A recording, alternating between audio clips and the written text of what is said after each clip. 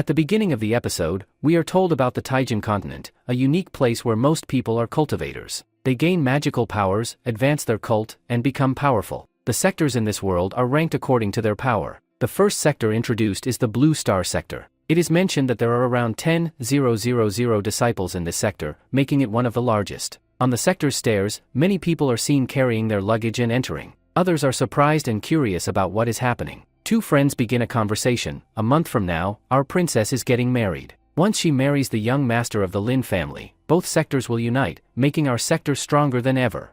The Lin family is powerful because they have the backing of the Great Sector. The Jane sector is even stronger than the Blue Star sector, which is why their family business is thriving. If the Blue Star sector gains access to their business, they too will rise to the top. One of them comments, earlier, the Qin family was a dominant force in Taijin, but within just a month, they've fallen into decline. His friend replies, that's because of the Lin family. They completely destroyed them.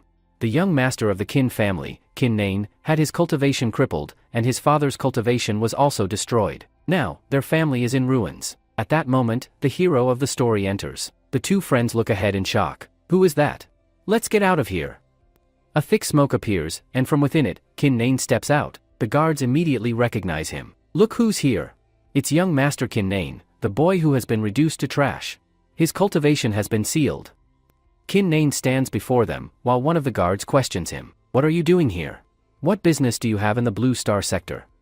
Qin Nain steps forward and replies, I have come here for something important. The guard stops him. We cannot allow you to go any further. Leave at once.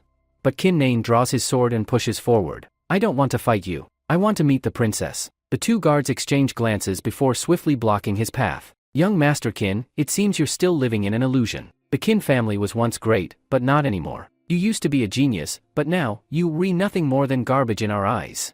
With that, one of the guards attacks, driving his knee into Qin Nain's stomach. He is sent flying backward, coughing up blood. Wiping his mouth, Qin Nain glares at them. No matter how much you beat me, I will not leave until I meet your young miss.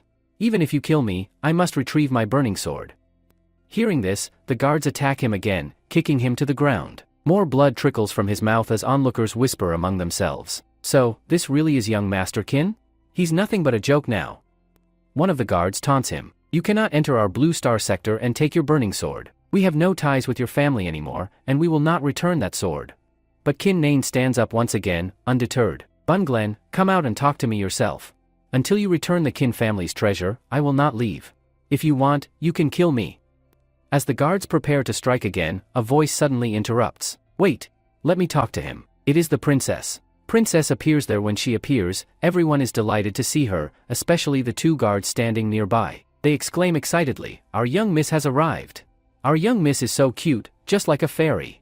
Even though she has a cult following, they still regard her as their beloved young miss. She is truly beautiful. Qin Nan, however, is not worthy of addressing her by name. The young miss herself reinforces this, saying, Qin Nan, you are no longer qualified to call my name directly. You used to be a genius, and back then, you could say my name. But now, don't make that mistake again.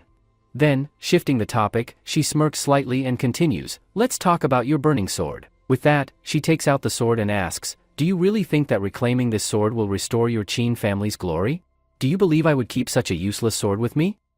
Without hesitation, she throws the sword towards him. As soon as it hits the ground, a tremendous explosion erupts, releasing a surge of energy. A thick cloud of dust rises. Qin Nun looks at him and remarks, so, you have returned my sword. Well, that's good. The princess then speaks further, Nun, I have returned your burning sword. From now on, there is no connection between our families. Our sect has severed all ties with you. Never show yourself outside our sector again. I do not wish to be associated with someone as weak and pitiful as you. No one should even see me standing next to you. Qin Nun, however, remains unfazed. He responds, I just want to remind you of something that happened 10 years ago. Back then, your Blue Star sector was in grave danger. Your people were dying. You came to my father for help. The great patriarch of the Qin family, my father, stood by your side, fought for you, and drove away the enemy, saving your lives. After seeing our family's strength, your father made a decision. At that time, you were just a little girl, but despite that, he betrothed you to me by giving you a badge in our family. When you came to our family, my father gifted you the burning sword.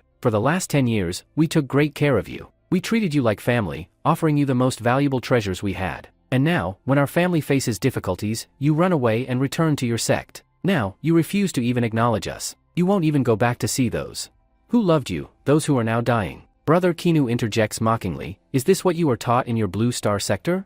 That when someone does you a favor, you refuse to repay it?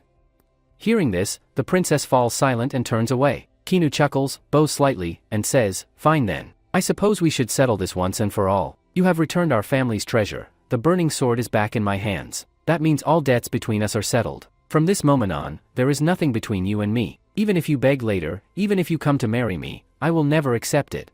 He then grasps the burning sword, but just as he does, another sword strikes it. The burning sword shatters into pieces. At that moment, young Master Lin Kin Fong arrives, smirking. He casually remarks, oh, forgive me. My hand slipped, and my sword accidentally struck your already broken sword. And, well, now it's even more broken. Kin Nun stares at the shattered remains of his sword in shock and fury. Clutching the fragments, he seethes, look at what he has done to me. First, he destroyed my family, abolished my sect, and reduced me to nothing. And now, he has shattered our family's greatest treasure, our burning sword. I, Qin Nan, swear that if I survive today, I will not let this young Master Lin go unpunished. I will personally cut him into tiny pieces. Young Master Lin smirks, holding his sword firmly. Looking at Qin Nun, he says, boy, you dared to come here again? I destroyed your sect to break your spirit, yet you still have the audacity to step into the blue star sector? Have you come here seeking help? He then walks forward, places his hand on the princess's waist, and sneers, I think I need to teach you a lesson. How dare you stand before my future wife? This time, when I teach you a lesson, it will be one you will never forget. Just like your father, whose cultivation was crippled and who now lies bedridden, you will end up the same way. Qin Nan, too weak to fight, clenches his fists in silent rage. He curses under his breath, then gathers the broken pieces of his sword and turns away. Before leaving, he declares, now that I have retrieved the burning sword, my Qin family has no remaining ties with your blue star sector. But from this moment forward, a new bond will be forged between us, one of enmity. I swear, I will have my revenge. Hearing this, Lin Kin Fong turns to the princess and asks, why didn't you just kill him? If he were dead, this matter would be over. The princess smirks and replies, why would we need to kill someone like him? What could we possibly fear from him? He's a cripple now. He can never cultivate again. He will never be a threat to us. Young Master Lin laughs, nodding in agreement. Yes, you're absolutely right. This trash isn't even worthy of standing before us. We can kill him whenever we want. People like him don't matter in the slightest. Young Master King is going back to his kin family through the forest path, holding his broken, burning sword in his hand. As he returns, gripping his sword tightly, he murmurs, please forgive me. I could not even complete the last mission given by you. I could not save this treasure of my family. This was the treasure of our family. He stands still, holding the sword, lost in sorrow. The sword is incredibly sharp, and as a result, Qin Nan accidentally cuts his hand. The sudden pain startles him, and in frustration, he throws the sword away. The shattered pieces of the sword scatter on the ground. Seeing this, Qin Nan starts crying and says, Father, forgive me. I could not save the treasure of the Qin family. His tears fall freely, and in his grief, a single drop of his tear lands on the sword. At that very moment, something unimaginable happens, the spirit inside the sword awakens. A deep, resonating voice echoes from the sword, a man does not feel pain. No matter what the situation, a man should never cry. His tears should never fall. Because these very tears must become his strength. And you shall make these tears your strength. You will grow stronger and destroy all who stand in your way. Startled, Qin looks around in confusion. Who is there? Who is talking to me? He shouts. The mysterious voice replies from within the sword, my name is Qin Yung, and I am your instigator. Bow before me. Qin frowns. Who is joking with me? Friend, I am already heartbroken. Find another time for your games. If you re-hiding somewhere, come out at once. Suddenly, the voice grows firmer. Enough nonsense. I am your intruder. It seems you really wish to see this old man. Very well, I shall grant you this wish. In an instant, a spirit emerges from the sword, an old man, his presence overwhelming. This is Master Qin Jane, an ancestor of the Qin family. He speaks in a commanding tone, boy, I am your ancestor, standing before you. Bow and pay your respects. Qin stares at him in disbelief. Are you truly Qin Jane of our Qin family? I can't believe this. With a sharp slap to Qin's head, the old man scolds him, fool. What am I telling you? I am your ancestor, Qin Jane. Realizing the truth, Qin Nan kneels and introduces himself. My name is Qin Nan. I am the son of the patriarch of the Qin family. Master Qin Jane listens, then nods. Ah, yes.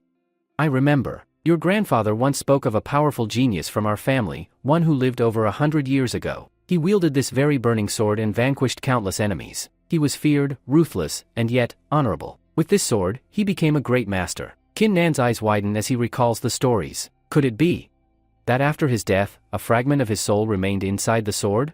And my tears awakened him. Master Kin Jane smirks. Boy, your thoughts are correct. And let me tell you something else. Your cultivation is truly remarkable. Yes, I know it has stagnated, but right now, your emotions, your anger, heartbreak, and thirst for revenge, will fuel your growth. Kin Nan clenches his fists. Ancestor, have you come here to mend my broken heart? Or to teach me the path of cultivation? The old man chuckles, then suddenly turns serious. You foolish boy. Do you know that 10,000 years ago, when I ruled this world, what made me invincible? What secret technique granted me power beyond legends? Kin Nan listens intently as the old master raises the burning sword. This sword. This technique. It is the Shura art. With its power, I was unstoppable. He grips the sword firmly and begins demonstrating an intricate sequence of swordsmanship techniques, moving with astonishing speed and precision. Kin Nan watches in awe. This technique. It's at the 1-level rank, isn't it? Master Kin Jane laughs. No, boy. This is beyond 1-level rank. This is a god rank technique. With the demonstration complete, Master Kin Jane steps forward. Boy, the power of the Shura bloodline has faded in your generation. Long ago, our Kin family carried the pure Shura lineage, but over time, it weakened. However, I shall grant you the true power of our bloodline. He places his hand on Kin Nan's chest, transferring his ancestral bloodline power into him. A violent shockwave erupts, Kin Nan's clothes tear apart, his entire body trembling. Inside him, something awakens. A Shura demon stirs within his soul. After changing his bloodline, Kin Sang says, I have changed your bloodline. Now, everything else depends on you, how you take yourself further. Now, you have to wait, work hard, and see whether you can reach the end or not. For a while, Kin N becomes unconscious. When he regains consciousness and flies, he realizes that the Kin Giants have already left. After their departure, he rubs his eyes, looks around, and says, where did they go?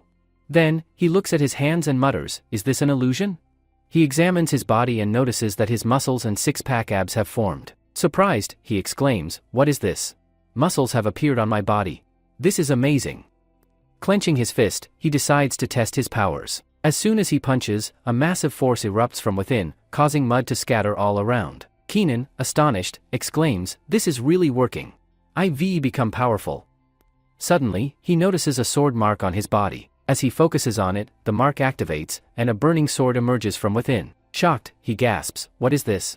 This is the burning sword? Realizing the sword is now engraved inside his body, he exclaims, I can summon it anytime I want. Excited, he grips the sword and says, let's check its power and see if I have truly gained the cult abilities. He swings the sword in front of him. The moment the blade strikes, a large portion of the ground tears apart. Kin Nun, overwhelmed with joy, exclaims, if ki energy is released when swinging a sword, it means we can become cultists. It proves that I have ki energy within me. He checks his power level and reflects, I was completely crippled. My meridians were destroyed. But because of Uncle Kin Jan, I've gained new strength. Earlier, my body refinement was at the 4th level, but now, I've directly reached the 5th level of body defining.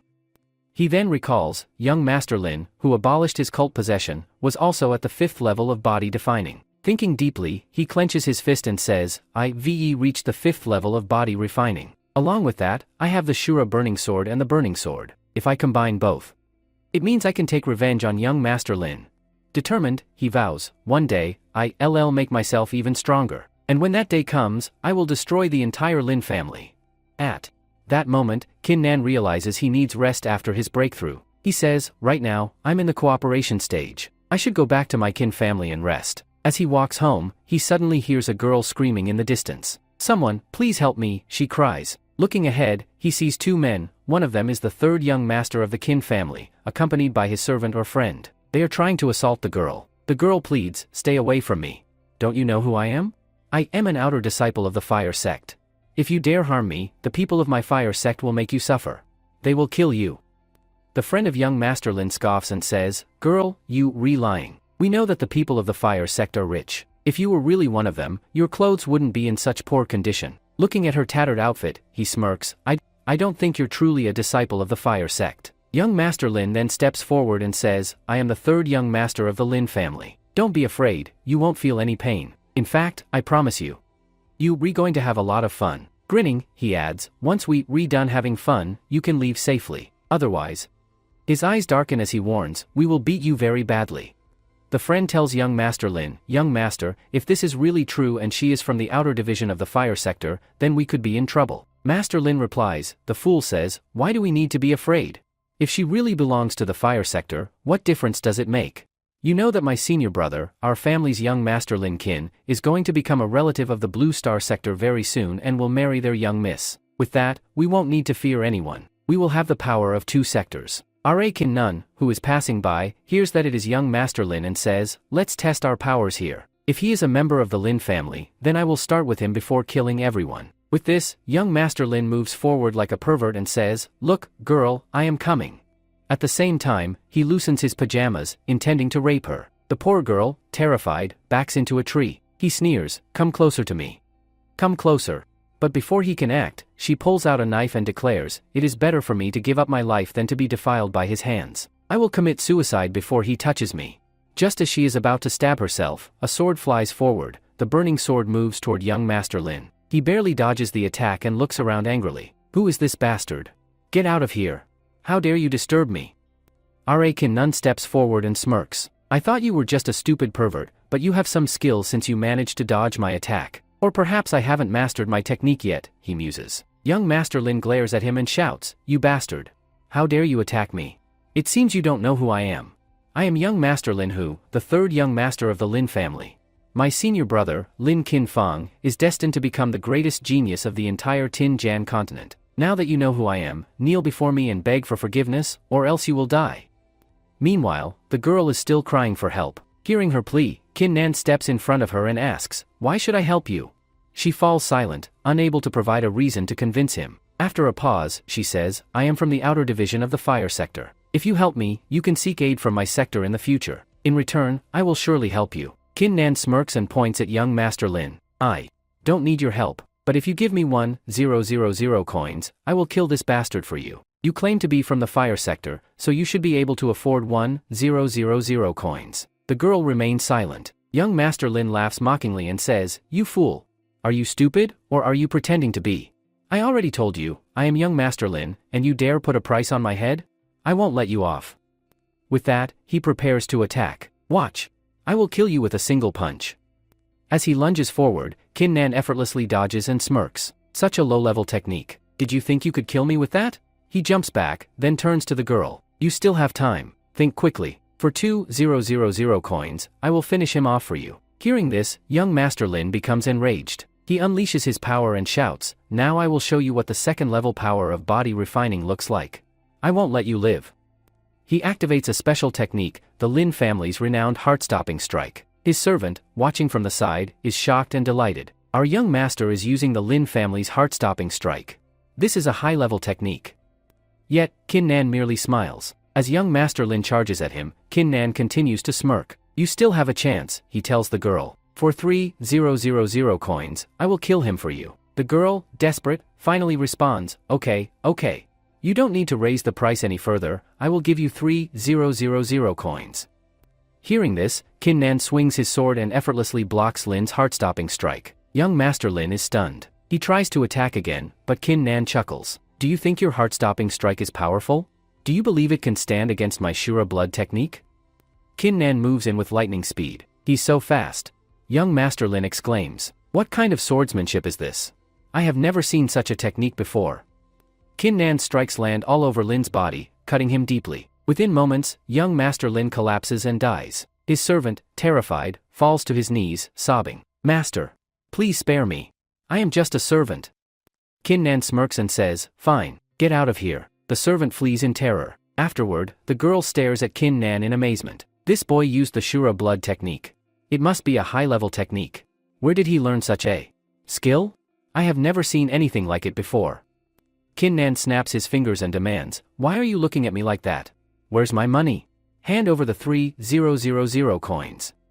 The girl blushes and, with an innocent expression, confesses, "Actually, I don't have any money." Kin Nan glares at her. "Are you trying to fool me? We made a deal. Now you don't want to pay?" She hurriedly explains, "I'm returning home tomorrow. I was in such a rush that I forgot to bring money. I don't have a single coin on me right now. That's why I was traveling on foot. But, if you want, you can come with me to my house, and I'll get the money from my parents to pay you." Kin Nan sighs and shakes his head. You really took this seriously, huh? Do you honestly think I'd take 3,000 coins to kill that kind of trash? I can kill this kind of trash for free. With that, Kinnan moves forward and starts searching the body. He takes everything valuable, high-level pills, medicines, martial arts books, and whatever money he can find. The girl watches Kinnan, curious about what he's doing. She also finds him quite cute. Kinnan notices her gaze and asks, "Why are you looking at me again and again? And why is your face turning red?" Flustered, she quickly responds, "And no. There's nothing at all. I was just looking at you." Kinnan then strikes near young Master Lin's clothes with his sword. As he cuts them off, he mutters, "I wish I hadn't placed my strike so close to his body. I could have just taken his clothes and worn them. Now, I have nothing to wear." Meanwhile, the young miss is deep in thought. This boy is so handsome, but, unfortunately, he's not rich. He's actually very poor? After gathering everything, Kinnan turns to leave. The girl hurriedly calls out, "Where are you going? At least tell me your name before you leave." Kinnan replies indifferently, "I don't need to tell you my name. I just hope that when you return to your sector, you work hard on your cultivation and make yourself stronger. That way, you won't need help from people like me. Because of you, perverts like him exist, and your fire sector has suffered great humiliation." Hearing this, the girl blushes and protests, "You re-embarrassing me. I didn't bring shame to my sector." As he walks away, she watches him, lost in thought. But suddenly, she shouts after him, "I have to give you 3,000 coins. I don't owe anyone anything. I, young Miss Ning, will definitely return this favor. Come back. Tell me your name and then go." But Kinnan is already gone. Young Miss Ning clenches her fists and murmurs, "That boy killed a third-level body refining expert with a single sword move. After returning, I will speak to my father. We must find him and reward him. He saved my life. And anyway, he dared to say I embarrassed my sector. I will take revenge on him." After he leaves, we are shown the scene of the City of Sword. The head of the City of Sword is his daughter, Princess Ning. The city lord is sitting on his chair when one of his employees approaches him and says, "My lord, today is the best day." The city lord, puzzled, responds, "Tell me, what is so special today that you are calling it the best day?" The employee excitedly informs him, "Because your daughter is coming back. Our young Miss Ning has returned." Hearing this, the city lord is shocked. "What did you say? My daughter has come back?" Just then, Ning enters and says, "Father, I have returned." She surprises her father, leaving him utterly astonished. The city lord, still in disbelief, says, "You stayed in the fire sect for 10 years, and after all this time, you finally returned home? You remembered your father?"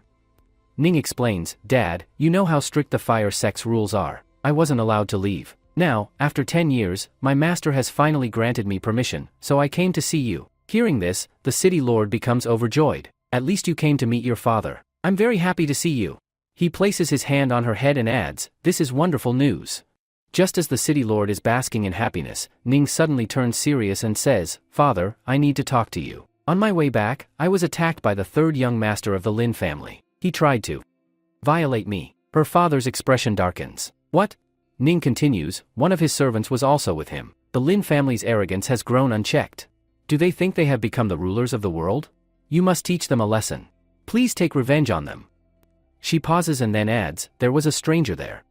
A martial artist. He was incredibly strong. He saved my life and even killed Jiang Master Lin. If it weren't for him, I would have died." Hearing this, the city lord clenches his fists in fury. "How dare the Lin family try to harm my daughter? I will not spare them." Then, he looks at Ning and asks, "But tell me, what exactly have you been doing in the fire sect for the past 10 years? You are an outer disciple of the fire sect, yet you couldn't even protect yourself?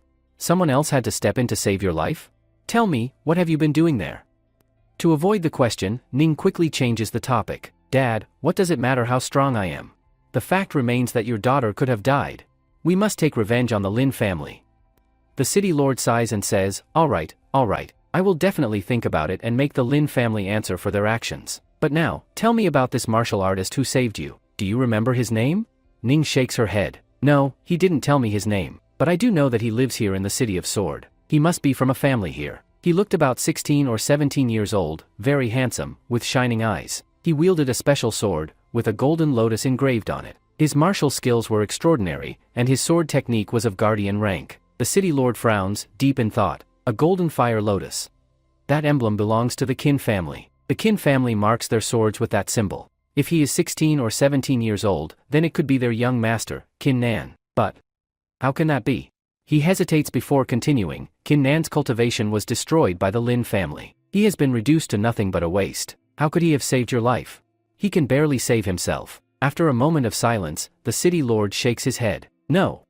It doesn't seem like the boy was from the Kin family. He must have come from another powerful sect, a traveler passing through. Regardless, let's not dwell on this for now. We should celebrate your return. Go and rest. Ning nods. Okay, father. I will go and rest. With that, she leaves. The next scene shifts to the Kin family's residence. Kin Nan arrives at his family's estate. As he approaches the entrance, 2 guards are standing by the gate. Seeing him, one guard smirks and says, "Look who has returned, the biggest disgrace of our family." The other guard chuckles. "You're right, but, Sana, look at his audacity. He actually dared to return, knowing that the elders have been waiting to punish him."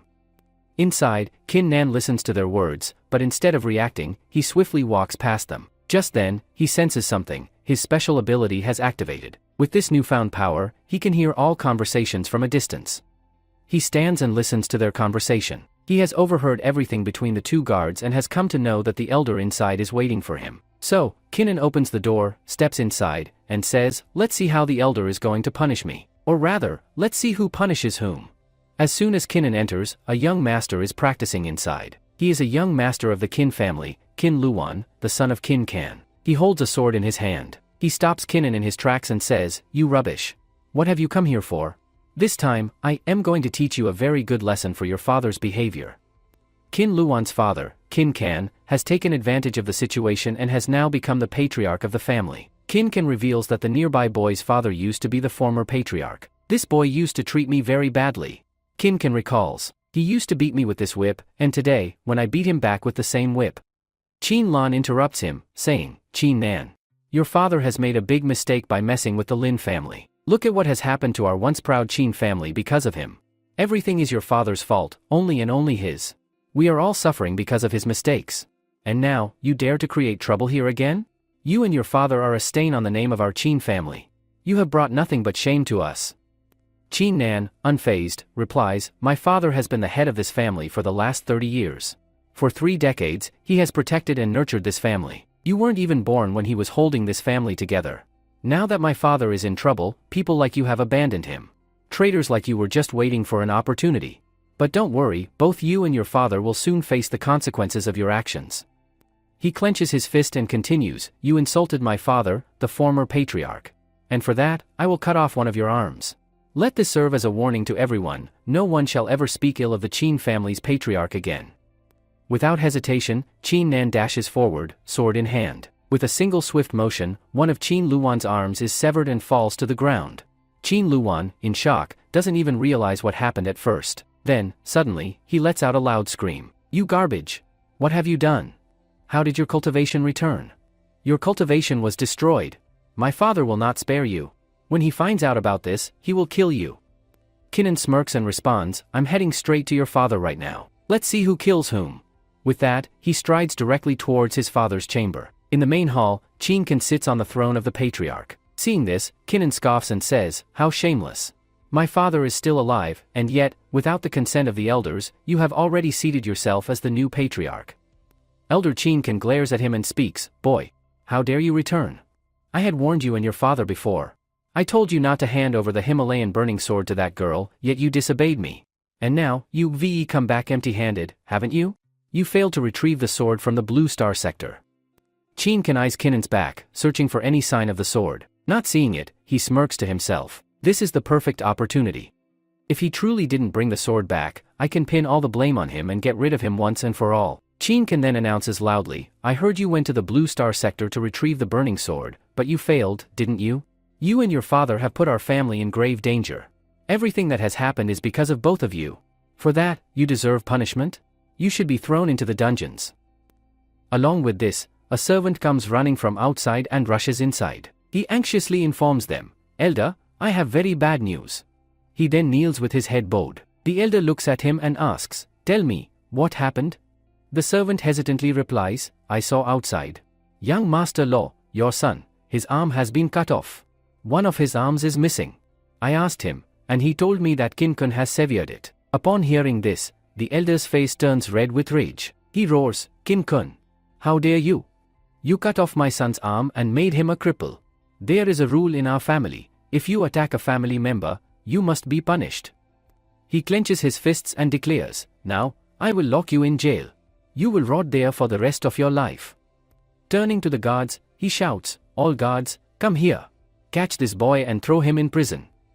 The elder thinks to himself, "This boy has made a grave mistake. My son's arm may not return, but I can make sure this boy disappears forever. Let's imprison him for now, and later, we will go to the dungeon and end his life. This way, we will regain our family's honor." His father is already crippled, and without cultivation, he is powerless. "Soon, I will become the absolute patriarch of this family." Just then, the guards arrive and surround Kinnan from all sides. However, Kinnan simply smirks and releases his powers. The moment his energy bursts forth, all the guards stumble backward in shock. "What is happening?" one of them exclaims. Another guard gasps, "Young Master Kinnan's cultivation was destroyed. How does he still have power? Where did it come from?" Even the elders stare in disbelief. "Has he really restored his cultivation?" one murmurs. "Even if he did, he shouldn't be this strong," another exclaims. Kinnan swiftly draws his sword and declares, "Our family has a rule. Until all the elders approve, no one can become the head of the family. If you sit on that chair without the elders' consent, you are a traitor, and the punishment for a traitor is death." He glares at the elder and states, "You must die here. I will kill you with my own hands." The elder bursts into laughter and taunts, "Boy, do you really think you can kill me? Do you have any idea how powerful I am? Do you even know my current cultivation level?" Kinnan ignores his words and turns to the guards. "Listen to me. Elder Kinkun is conspiring with the Lin family. He is relying on their support to seize control. That is why he is sitting on that chair so arrogantly. If you all continue to support him, you will suffer the same fate as my father."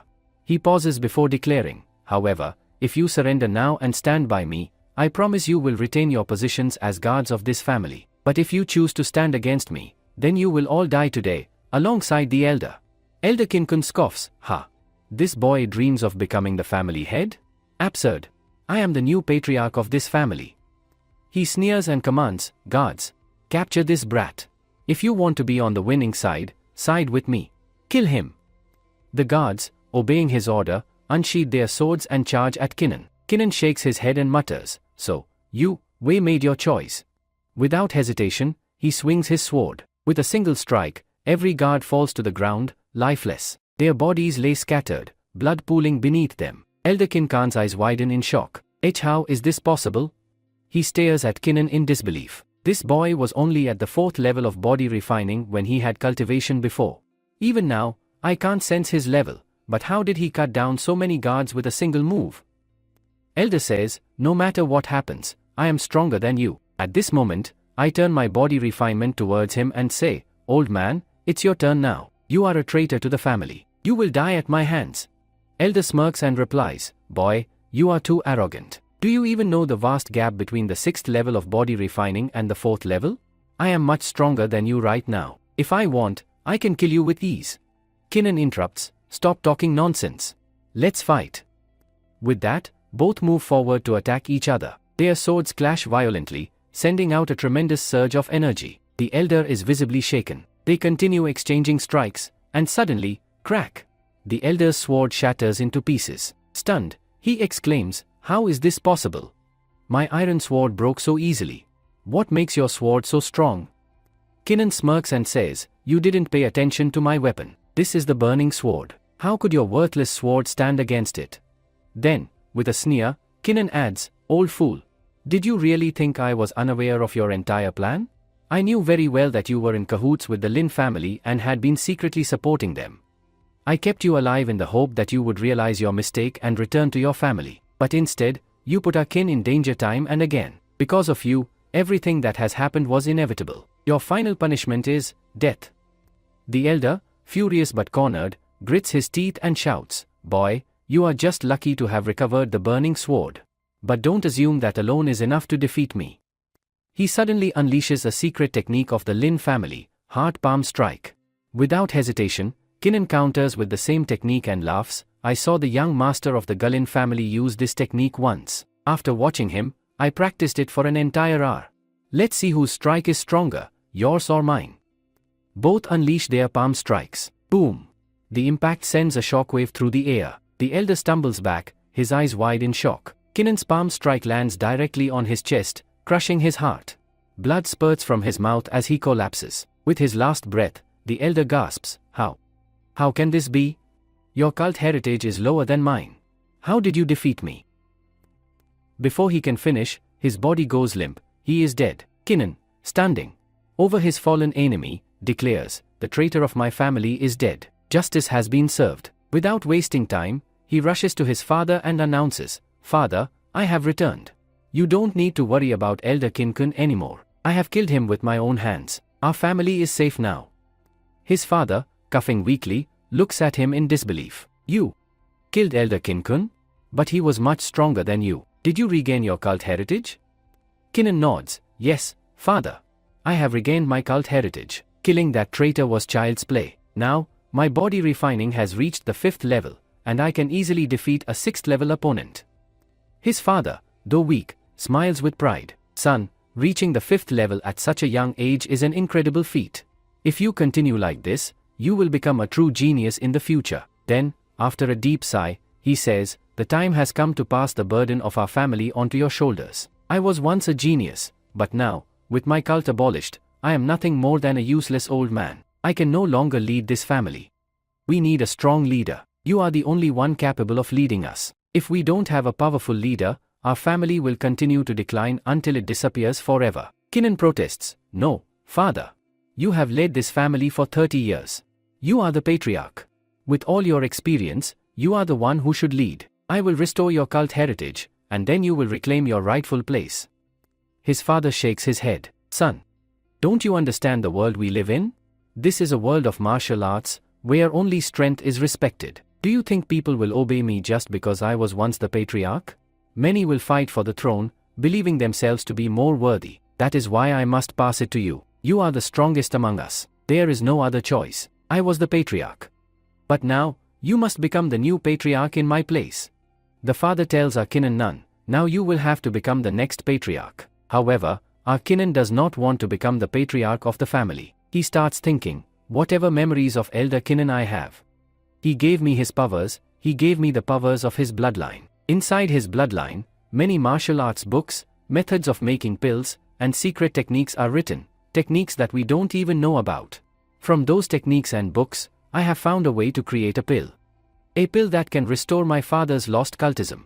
Not only can I bring back his cult tradition, but I can also make him stronger. If I succeed, this issue will be resolved. My father will regain his cultism, become the head of the family again, and after that, I will be free. Then, I can take cultism forward in my own way. Kinnan tells his father, Father, I know about a cultism pill. A pill that, once consumed, will restore your cultism. I will make that pill and bring it to you. You have to trust me and give me just 3 days. If I fail to bring back your cultism in 3 days, then fine, I will sit on the throne and become the patriarch. But if I succeed, you must take the role of patriarch, and I will be free. The father replies, Okay, my son, I have full faith in you. I give you 3 days. After that, if you fail, you will have to sit on the throne. Kinnan nods, Okay, father. For now, I'm leaving to find all the herbs needed to make the special pill. He then departs. After Kinnan leaves, his father ponders, I know a special pill is needed to restore cultivation, but the pill we need is a high-level one. Its efficiency and quality must be exceptional. The herbs required for it are extremely rare and expensive. They won't be available in the general market, not even in the Kin or Lin families. This means it will be very difficult for my son to find them. He may not be able to get the marrow washing pill within 3 days. Meanwhile, the market is shown. Kinnan heads towards the marketplace, thinking, Now that I know all the necessary ingredients, I saw them inside Kin Janzeri's. I need 3 things, root grass, summer flower, and triple root. The first 2 will be easy to find, but getting triple root will be extremely difficult. Instead of just standing here and thinking, I should start searching right away. Determined, Kinnan rushes to the market. He walks through the streets of Sword City, where he spots a shop. Stepping inside, he sees a man sitting there and asks, Sir, I need a special herb. Do you have triple root? The shopkeeper replies, No, young master, I don't have triple root. It's used to make a very rare medicine. You won't find it anywhere in this market. These are all small shops. But if you go to the upper section of the market, there is a high-class medicine shop there. They might have it. Even if they don't, they can arrange it for you. Kinnan nods, Okay, sir. Thank you very much. I'll head there now. When Kinnan reaches the high-class shop, he observes its grandeur and thinks, this shop looks really premium. I'll definitely find triple root here. Inside, many customers are shopping. The shop owner, standing at the counter, notices Kinnan and greets him. Young master, how can I help you? What are you looking for? Kinnan replies, I need triple root. Do you have it? The shop owner nods. Yes, triple root is available, but it will cost you 10,000 coins per piece. Kinnan is shocked. 10,000 coins? That's way too expensive. He thinks, where will I get that much money? I looted the third young master Lin of the Lin family, and from his body, I only managed to get 12,000 coins in total. If I spend 10,000 on triple root, I won't have much left for the other two ingredients. What should I do? Noticing Kinnan's hesitation, the shop owner offers, since you seem to need a discount, I'll give you 10% off. Kinnan quickly responds, Sir, you are really generous. But I still don't have enough. Can we bargain? I need 2 more ingredients along with triple root. If the triple root is 9,000 coins after the discount, can you include the other 2 ingredients in that amount? The shop owner considers it and then says, Alright, you don't seem to have any more money. I'll give you all 3 ingredients for 12,000 coins. Kinnan is overjoyed. Sir, you are truly a great person. You've helped me a lot by giving me all 3 herbs for 12,000 coins. Thank you very much. He was thinking, now that I have gathered all 3 ingredients, I can cure my father quickly. Meanwhile, another boy appears from the side. He belongs to the Lin family and his name is Lin Juntan. He approaches and says, I am ready to give you 30,000 crystals in exchange for the triple root. Similarly, he bids 40,000 for the triple root. With this, the shop owner cancels the previous deal and says, Alright then, the triple root is yours. I am ready to give it to you. Nan protests, Boss, what happened? You made a deal with me. How can you suddenly cancel it? The shop owner replies, Stop talking nonsense. Why would I make such a deal with you, Akash? I was giving you 3 herbs for 12,000 coins, but now, I can sell just the triple root for 40,000 coins. Poor people like you have no place here. If you want it, bring the money, and then we can talk. At this moment, Lin Juntan steps forward and smirks. Well, look who it is, the so-called young master of the Kin family, or should I say, the disgrace of the Kin family? Lin Jati, a student of an alchemist, chuckles and adds, So, you, come here to buy the triple root. What, do you think you can restore your cultivation heritage with a pill? Haha, do you really believe such a thing is possible? Lin Juntan sneers, I don't think so. You're just a loser now, and you will remain one for the rest of your life. Cultivation cannot be restored with such a weak pill. Kinnan glares at him and responds, Are you sure my cultivation core has been crippled? Lin Juntan laughs confidently, Absolutely. Our young master Lin King Fan personally destroyed your cultivation foundation. Not only that, but he is also going to marry your childhood fiancée, whose engagement was once fixed with you. And guess what? Their wedding is happening very soon. Is that why you, here? Trying to create a miracle pill to take revenge? He smirks and continues, But don't worry, I am here to make a special pill using the triple root, a bed enhancement pill for our young master Lin King Fan. After all, on his wedding night, he'll need some extra stamina to enjoy his new wife. Hearing this, Kinnan clenches his fists but smirks instead and says, Do I look like I care about what they do in their bedroom? They can break their bed for all I care. But what does interest me, is that you seem to know a lot about alchemy. Are you an alchemist? Kinnan thinks to himself, becoming an alchemist is extremely rare. In this region, even among 1,000 cultivators, barely one is skilled in alchemy. Lin Jati proudly declares, I am a disciple of Master Dun, who resides at the Double Peak Mountain. Right now, I am also a level 10 alchemist. As soon as the shop owner hears this, his attitude changes. He bows deeply and exclaims, Young master, please accept this triple root as a gift from us. We will not take any money from you. It is a great honor to have a level 10 alchemist, a direct disciple of Master Dun, visit our humble shop. Hearing this, Kinnan smirks internally and thinks, HMPH. A level 10 alchemist is just the lowest rank in alchemy. And Master Dun? He's only at level 9 in alchemy. This guy is shamelessly bragging. Lin Jati notices Kinnan smiling and frowns. Why are you laughing? Do you want to challenge me? Kinnan replies calmly, I am smiling because you are way too arrogant. Do you think being an alchemist makes you superior to everyone else?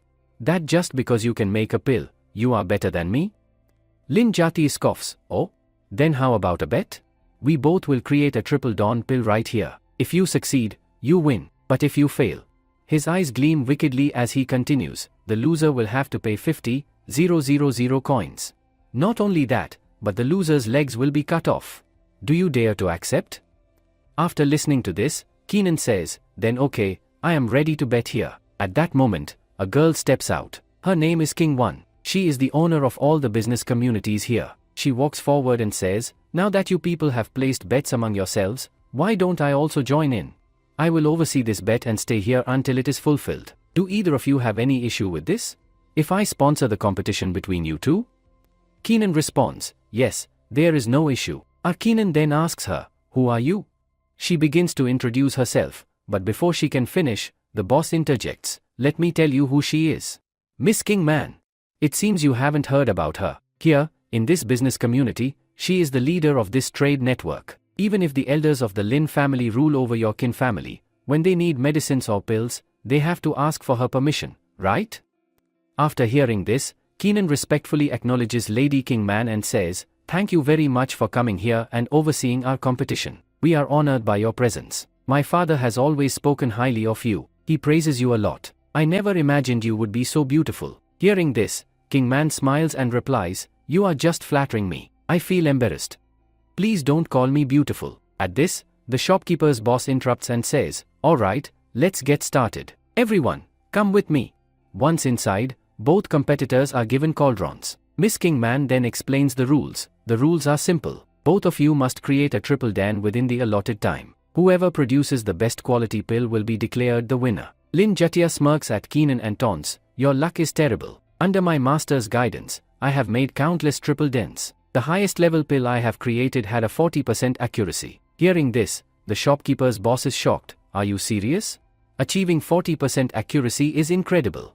Most alchemists can only reach 10% to 20%, and at best, 30% accuracy. If you can truly make pills with 40% accuracy, then you are a real alchemist and a genius. Master Dun must have trained you well. Lin Jatia confidently responds, of course. But enough talk. This is a competition. So let's finish it quickly. After all, I already know I'm going to win. Kingman nods and announces, alright, begin the competition.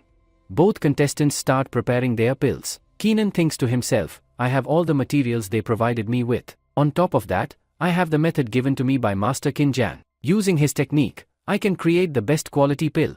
With careful precision, Keenan controls his fire and places all the materials inside the cauldron. As he reaches the final stage and taps the cauldron to complete the pill, an explosion erupts.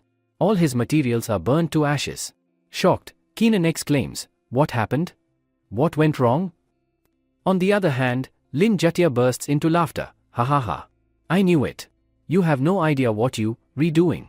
This must be your first time attempting to make a pill. Look at that, you've wasted all those precious ingredients.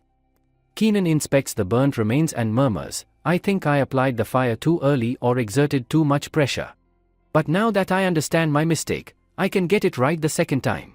The shopkeeper's boss laughs and says, this boy is going to lose. I don't think he has ever made a triple dan before. He was overconfident and accepted this challenge foolishly. In the end, this poor kid will lose everything. Miss Kingman steps forward and assures Keenan, we still have plenty of ingredients, and you have enough time. You can try again. The ingredients will be provided to you for free, so you won't have to bear any cost. Keenan bows in gratitude. Miss One, thank you very much for trusting me and giving me another chance. Since you are providing more ingredients, I would like to increase my bet. Nun says to Li Jantan, now that we are increasing the bet here, why don't we add 50,000 crystals along with 2 legs and 1 arm? That is, 2 legs will be cut, and 1 arm will be cut as well. Lin Tin also stands up and says to him, boy, now I have started liking you a lot. You have really spoken my heart out. I was also thinking the same. Why not increase the bet? Now that you have increased the bet, I also want to raise it a little more from my side. If we win or lose here, then the loser will have to give 50,000 crystals along with both his legs and both his arms. Is this okay for you? Are you ready to get all your 4 limbs cut off here? Your cake. Nancy says, yes, why not?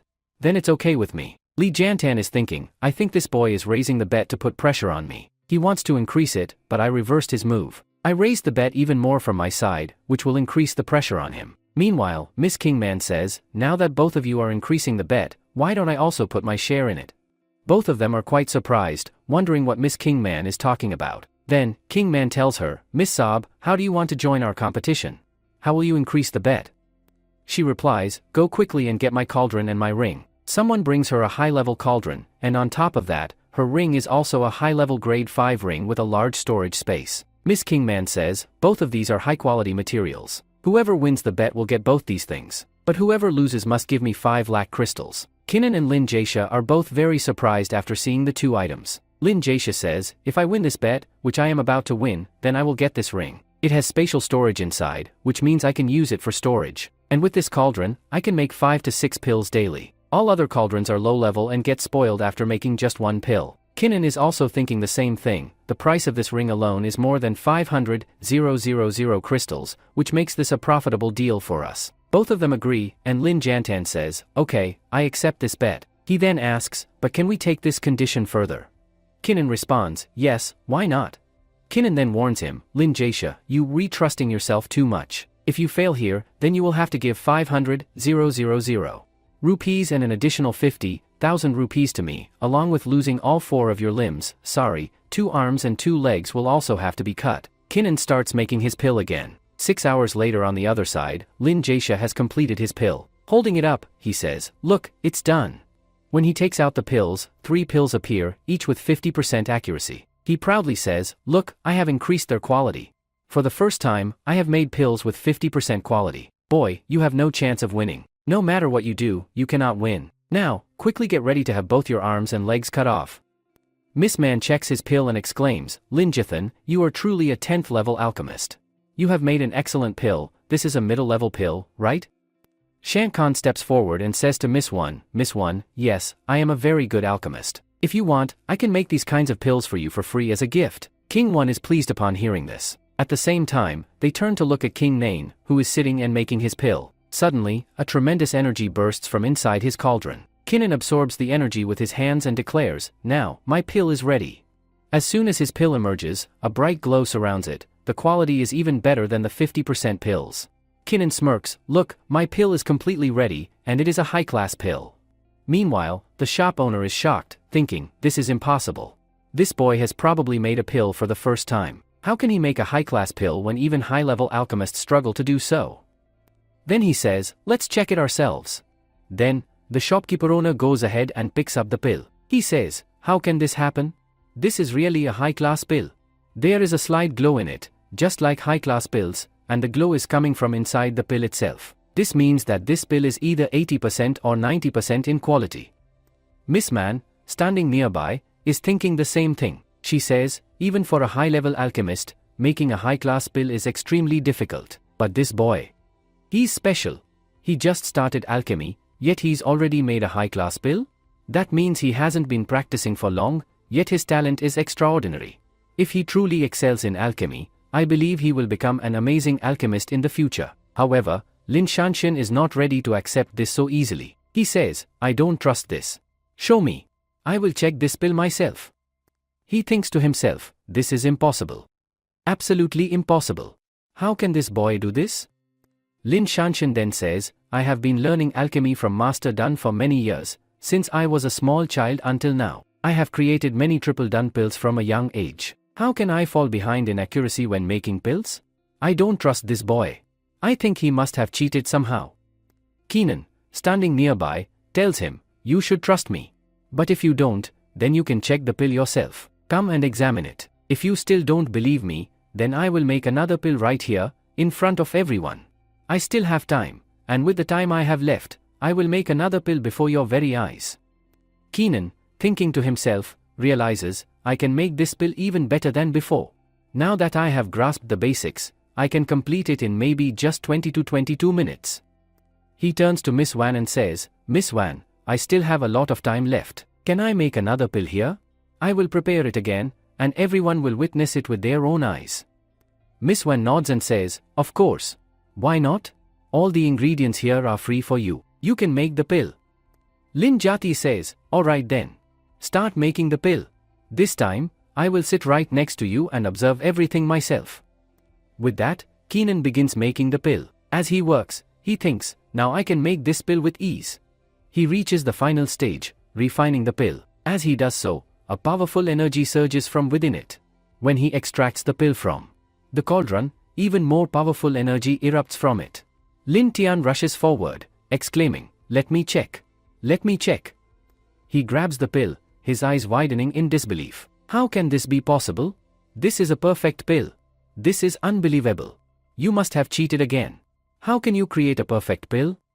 Keenan replies, "Master once told me that all alchemists in this world can only make mid-level pills. But if you ever meet someone who can craft a perfect pill, that person is a true alchemist. If possible, you should follow and learn from them." Lin Jati is left speechless. He has no argument left, so he starts making false accusations. "This boy has no cultivation," he shouts. "Our young master had abolished Linu's cultivation long ago. How can someone make a pill without a cultivation base? During alchemy, a cultivation base is required. This boy must have used some trick to make this pill." Meanwhile, he is also thinking to himself, "I am far more powerful than him. I am at the 3rd level of body refining, while this boy, who lacks a cultivation base, has weak arms and legs. I must strike before anyone can interfere."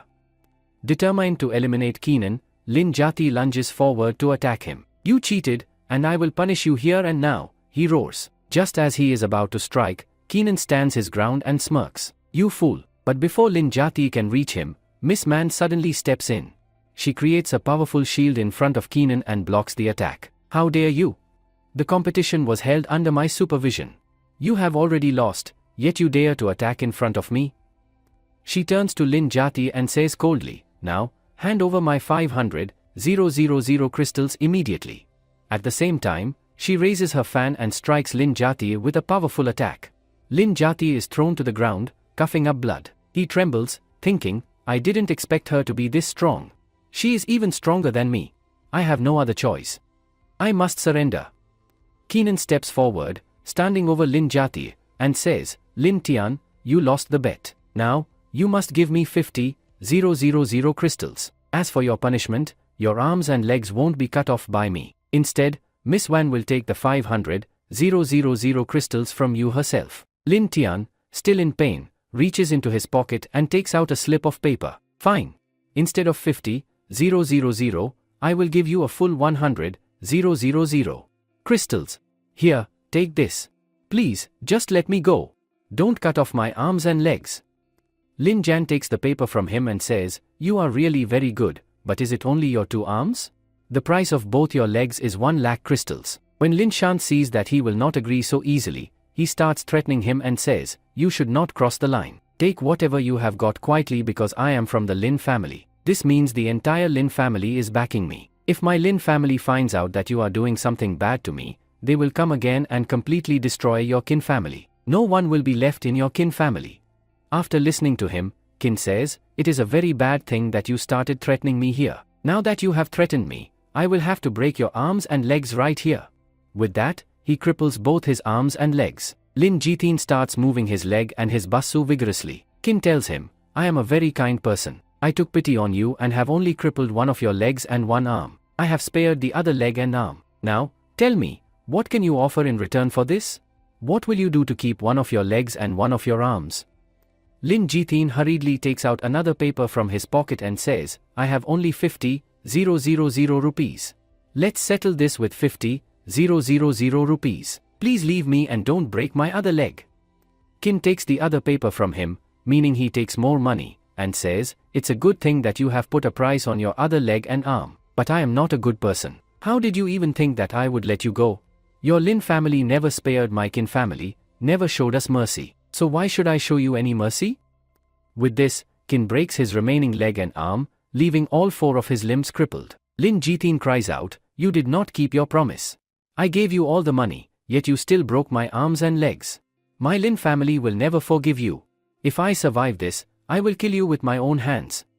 Kin kicks him very hard, sending him flying into the back wall, where he falls unconscious. Meanwhile, Miss One is watching everything. She says to herself, "Nan, I think he is going to become a very great figure in the future. If we strike a deal with him and make him join my alliance, we can benefit greatly from him." Just then, the shopkeeper rushes over with a pill box and says, "Please, sir, Forgive me if I have ever offended you before. It was my mistake not to recognize a great master like you. This pill is absolutely free for you. Please take this batch of pills as a gift from us. Also, please continue shopping with us in the future. Kin responds, alright, I will consider it. Miss One then tells Kin, you are a very talented young man, and I believe you will become a great master in the future. So, I want to present you with an offer from our smart business lines. If you come to buy anything from us in the future, you will get a lifetime discount of 30%. Ra tells Kin, your offer is really tempting. A 30% discount for life is a great deal. But tell me, what do you want in return? Nothing comes for free. Kin nods and says, life has taught me that nothing comes for free. Miss One smiles and replies, yes, you are absolutely right. You won't get all this for free. In return, you will have to do something for me. She replies, yes, I have an important task for you. Along with this, she tells him, we belong to the Swarna Business Alliance. Here, our group sell medicines and herbs, and we are called the Sword Alliance. All our cooperations work together, and we maintain good relations with each other. If you want to join us, you have to become an alchemist. By becoming an alchemist, you can help us a lot. Hearing this, Kinnan responds, your cooperation is very big. The Sword Alliance is the biggest in our Sword City, and your profits will increase. Your skills are excellent, but tell me, why do you need me to join? Why do you want me in your alliance?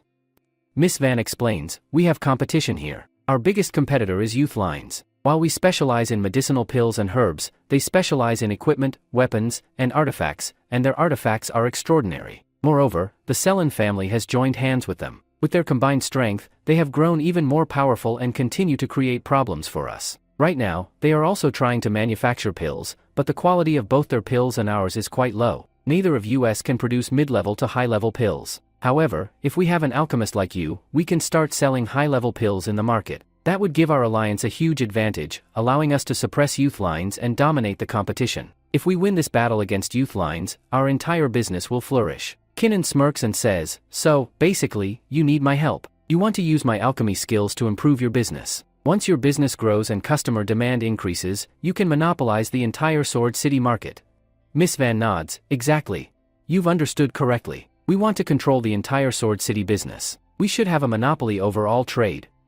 She continues, and that's not all. If you work for us, you will greatly benefit from this partnership. As our business expands, your kin family will also prosper. But if you don't strengthen your kin family, the Lin family, which is growing stronger every day, will eventually crush you again. After hearing her words, Kinnan finally decides, alright, I will join you. Miss Van smiles, thank you for joining us. Right now, the martial arts community desperately needs healing pills. If you can produce high-grade healing pills, they will sell extremely fast, and you will earn huge profits. At this moment, the shopkeeper with them interjects, Miss Van, you know very well that if he wants to officially manufacture pills, he will need an alchemist's license. Without it, no one will buy his high-grade pills because the mayor of Smart City will not allow it. That is the law here. The shopkeeper then turns to Kinnan and says, did you hear that? Now you must prepare to become an alchemist. You have to pass the exam and get your license, but I believe this will be an easy task for you. You will earn that badge in no time. Kinnan nods, alright, thank you. Then, Kinnan places all the items he had just won in battle inside his storage ring and thinks to himself, I will take these materials and make a pill for my father. I received so many resources and a lot of money. With all this, I will refine a pill to help my father recover his cultivation. He then turns to the others and says, for now, I'm leaving. Tomorrow, I will return to meet you all again. With that, Kinnan leaves. After his departure, the shopkeeper remarks, Kinnan is truly talented. I had no idea he could perform alchemy, but there's one thing I don't understand. I heard that Lin Qingfang from the Lin family had lost his cultivation and became crippled. So, how is he able to perform alchemy? Isn't he useless? Miss Van immediately calls him stupid. Do you really think someone can make pills without cultivation? This boy still has his cultivation, which means he must have recovered. That's why he can make pills.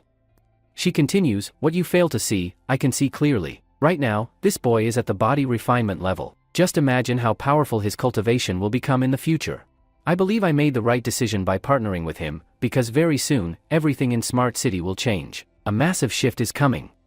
In the next scene, Kinnan's family is shown. After coming back, Kinnan takes out the cult, takes out the herbs, and says, now, I have to make a pill for my father here. But I cannot make just a level 1 pill, rather, I need a level 3 pill for my father. Till now, I have only been able to make high-grade level 1 pills, but now, I must make a level 3 pill so that I can recover my father's cult heritage. With this, he puts all the herbs inside the cauldron, refines them, and prepares to make the pill. After refining, he says, now, all the materials have been liquefied. Let's quickly collect them and make the pill. I think I will be able to make it this time. At the same time, he tells us, I will need one more thing. To make this pill, we need 3 essential ingredients, the essence of spirit, the blood essence, and the essence of ki. But I lack 2 of them. However, I do have my blood essence, so I can use that. As soon as the pill is about to be completed, he bites his finger and lets his blood drop into the mixture. Suddenly, a tremendous light bursts from the pill, and finally, a level 3 pill is created. Kinnan, now holding the pill, exclaims, I did it. I made a middle-class level 3 pill. This should be enough for father. Without wasting a second, he rushes to his father's room and shouts, Father! Father! Look at what I've brought for you. He shows the pill to his father and says, Father, I made this pill for you. Quickly, take it. After this, you will recover and lead our family again. His father, staring at the pill, asks in disbelief, when did you learn alchemy? How did you make this pill? You knew nothing about alchemy before. Kinnan pleads, Father, please. Don't ask questions now. Just take the pill first. His father nods and finally takes the pill. As soon as he consumes it, a powerful surge of energy rushes through his body. He sits in a meditative position, cultivating, and exclaims, I can feel it. My broken meridians. They are reconnecting. The energy is flowing through my entire body. This means I can regain my cult heritage. Kinnan watches with relief and says, Thank God. I have healed father's internal injury and restored his meridians. Now, he can regain his cult heritage. And most importantly, this means I won't have to become the head of the family. Scene shift, the Lin family in the Lin family estate. A servant rushes into the family head, Master Patrice, and shouts, Master, I have terrible news. A very bad news. Master Patrice frowns and says, Speak. What happened? And why are you so nervous? The servant bows and replies, Master, this news is about our 3rd young master. Young Master Lin was found dead in the forest. Master Patrice's eyes widen in shock. What? My son, Lin Ho, is dead. Who killed him? Just then, young Master Lin Kin Fan, the elder brother of the deceased, grabs the servant by the collar and demands, Tell me. Where is my brother's dead body? Where did you leave him? The servant nervously responds, We have brought him back. He is in the medical room right now. Hearing this, the family members rush to the medical room. When they arrive, they see the lifeless body of Lin Ho lying on the table. Master Patrice, unable to hold back his emotions, bursts into tears. Kin Fan, also in deep sorrow, clenches his fists and asks in a rage-filled voice, Who had the audacity to kill my brother like this? Tell me, did you find out who did this? The servant lowers his head and replies, Master. There was a survivor among young master's servants. He saw the person who killed him and identified them. It was Qin Nan. A heavy silence falls over the room. Master Patrice's face turns pale, and he stammers, Are you insane? Qin Nan's cultivation was abolished. How could that trash possibly kill my son? He says to his elder son, Lin Fan, you said that you yourself abolished his cultivation and that he would never become a cultivator again. Then tell me, how did all this happen? How did his cultivation recover? Lin Fan replies, Father, I don't know anything about this. I destroyed his cultivation with my own hands, and I know very well that he had become nothing but garbage. I have no idea how he regained his cultivation. There is no alchemist in Swarth City capable of making a pill that could restore his cultivation. It is absolutely impossible. So, I don't think he could have done this on his own. Just then, another servant comes running, bringing someone who had killed Kellen Hu. He shouts, Patriarch! Patriarch! I have terrible news. The Patriarch responds, Tell me what happened now. What is this bad news? The servant bows before him and says, This is about our elder son, Lin Jaisha. Lin Jaisha, who had gone to Golden City to study medicine, was attacked by someone with a bat. After the attack, both his arms and legs were crippled. I don't think he will ever be able to move them again. This means, Patriarch, that he will never be able to cultivate or refine pills again in his life. Upon hearing this, the Patriarch furiously asks, Who did this? The servant replies, It was Kin Nan, along with Kyung Van, the young lady of the Business Alliance community. They did this together. The Patriarch, enraged, exclaims, How dare they? I believe this all happened because of Van Kyung. That woman must have supported Nan and given him a pill to restore his cultivation. He gathers his people and declares, We will leave immediately. We will go and kill that woman from the Business Alliance and take revenge for our son. As the clan gathers, young Master Lin advises, Father, you shouldn't act so rashly. If you want to deal with young Lady Van and Kin Nan, we should use the Cessnas. We have another way. You know that a wedding ceremony is about to take place soon. If we create a scene before the ceremony, it will bring great dishonor to us. Instead, we should use the Youth Alliance. The Patriarch of the Youth Alliance has already summoned assassins, elite killers who never fail in their mission. Killing Kin Nan will be an easy task for them. At most, Kin Nan has reached the 4th level of body refining. We will send someone at the 5th level to eliminate him effortlessly. After that, we can take care of Lady Van as well. Listening to him, the Patriarch smirks and says, "Son, you are truly intelligent. Very well, we will do as you say. Also, when you go there, bring some pills for me as well." Lin nods and responds, "Okay, father. I will bring the pills for you." The Patriarch then declares, "Once we kill Kin Nan, the Kin family will be finished. After that, we will eliminate Lady Van and seize control of the entire business alliance. The Lin family will rule over everything." Standing over his son's lifeless body, the Patriarch murmurs, "Lin Ho, wait just a few more days. Soon, we will bring Kin Nan's dead body here and bury you both together." Meanwhile, in the next scene, young Master Kin Nan is shown practicing in his garden at night. He mutters to himself, "This technique is incredible, but it requires a lot of time to master." As he trains in his swordsmanship, a powerful energy radiates from him. Suddenly, he exclaims, "Look at this. While practicing, I've made a breakthrough. I've reached the 6th level of body refining. The Shura blood sword technique is truly amazing. But why can't I achieve the 2nd level of the Shura blood burning sword? So far, I have only mastered the first move. I can't seem to progress any further." Just then, a figure emerges from within the sword and speaks, "Child, do you think mastering the Shura blood sword technique is that easy? This is an ancient technique, over 10,000 years old. You cannot master it so easily." Kin Nan, surprised and overjoyed, exclaims, "Ancestor Kin Jane.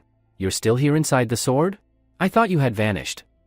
Kin Jane scoffs and replies, "Foolish child, are you trying to get rid of me? I am not leaving so easily. For the last 10,000 years, I have been waiting inside this sword for someone worthy to wield it and awaken me. And now that I am finally here, you want me to leave?" Kin Nan pleads, "Master, please guide me. Tell me, where am I going wrong? Why can't I fully unleash the 2nd level of this technique?"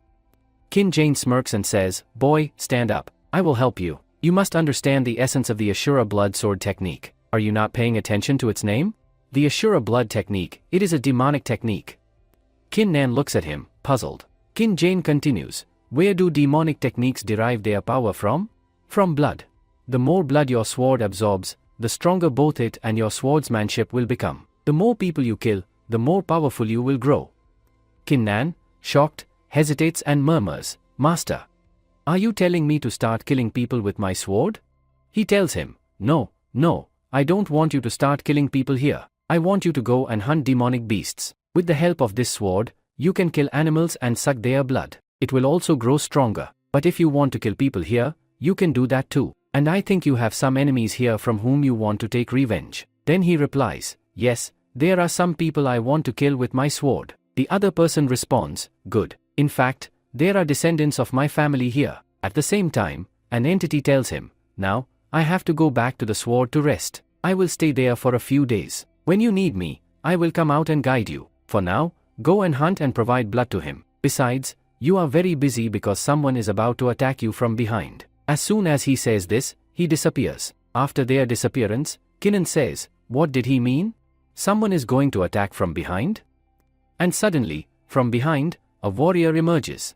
The warrior rushes forward and swings his sword to attack Kinnan. But Kinnan has already mastered a light footwork technique called God Sky Wind. Using this technique, he swiftly dodges the attack with incredible speed. The warrior, Asin, is shocked and exclaims, "His footwork technique is incredibly fast.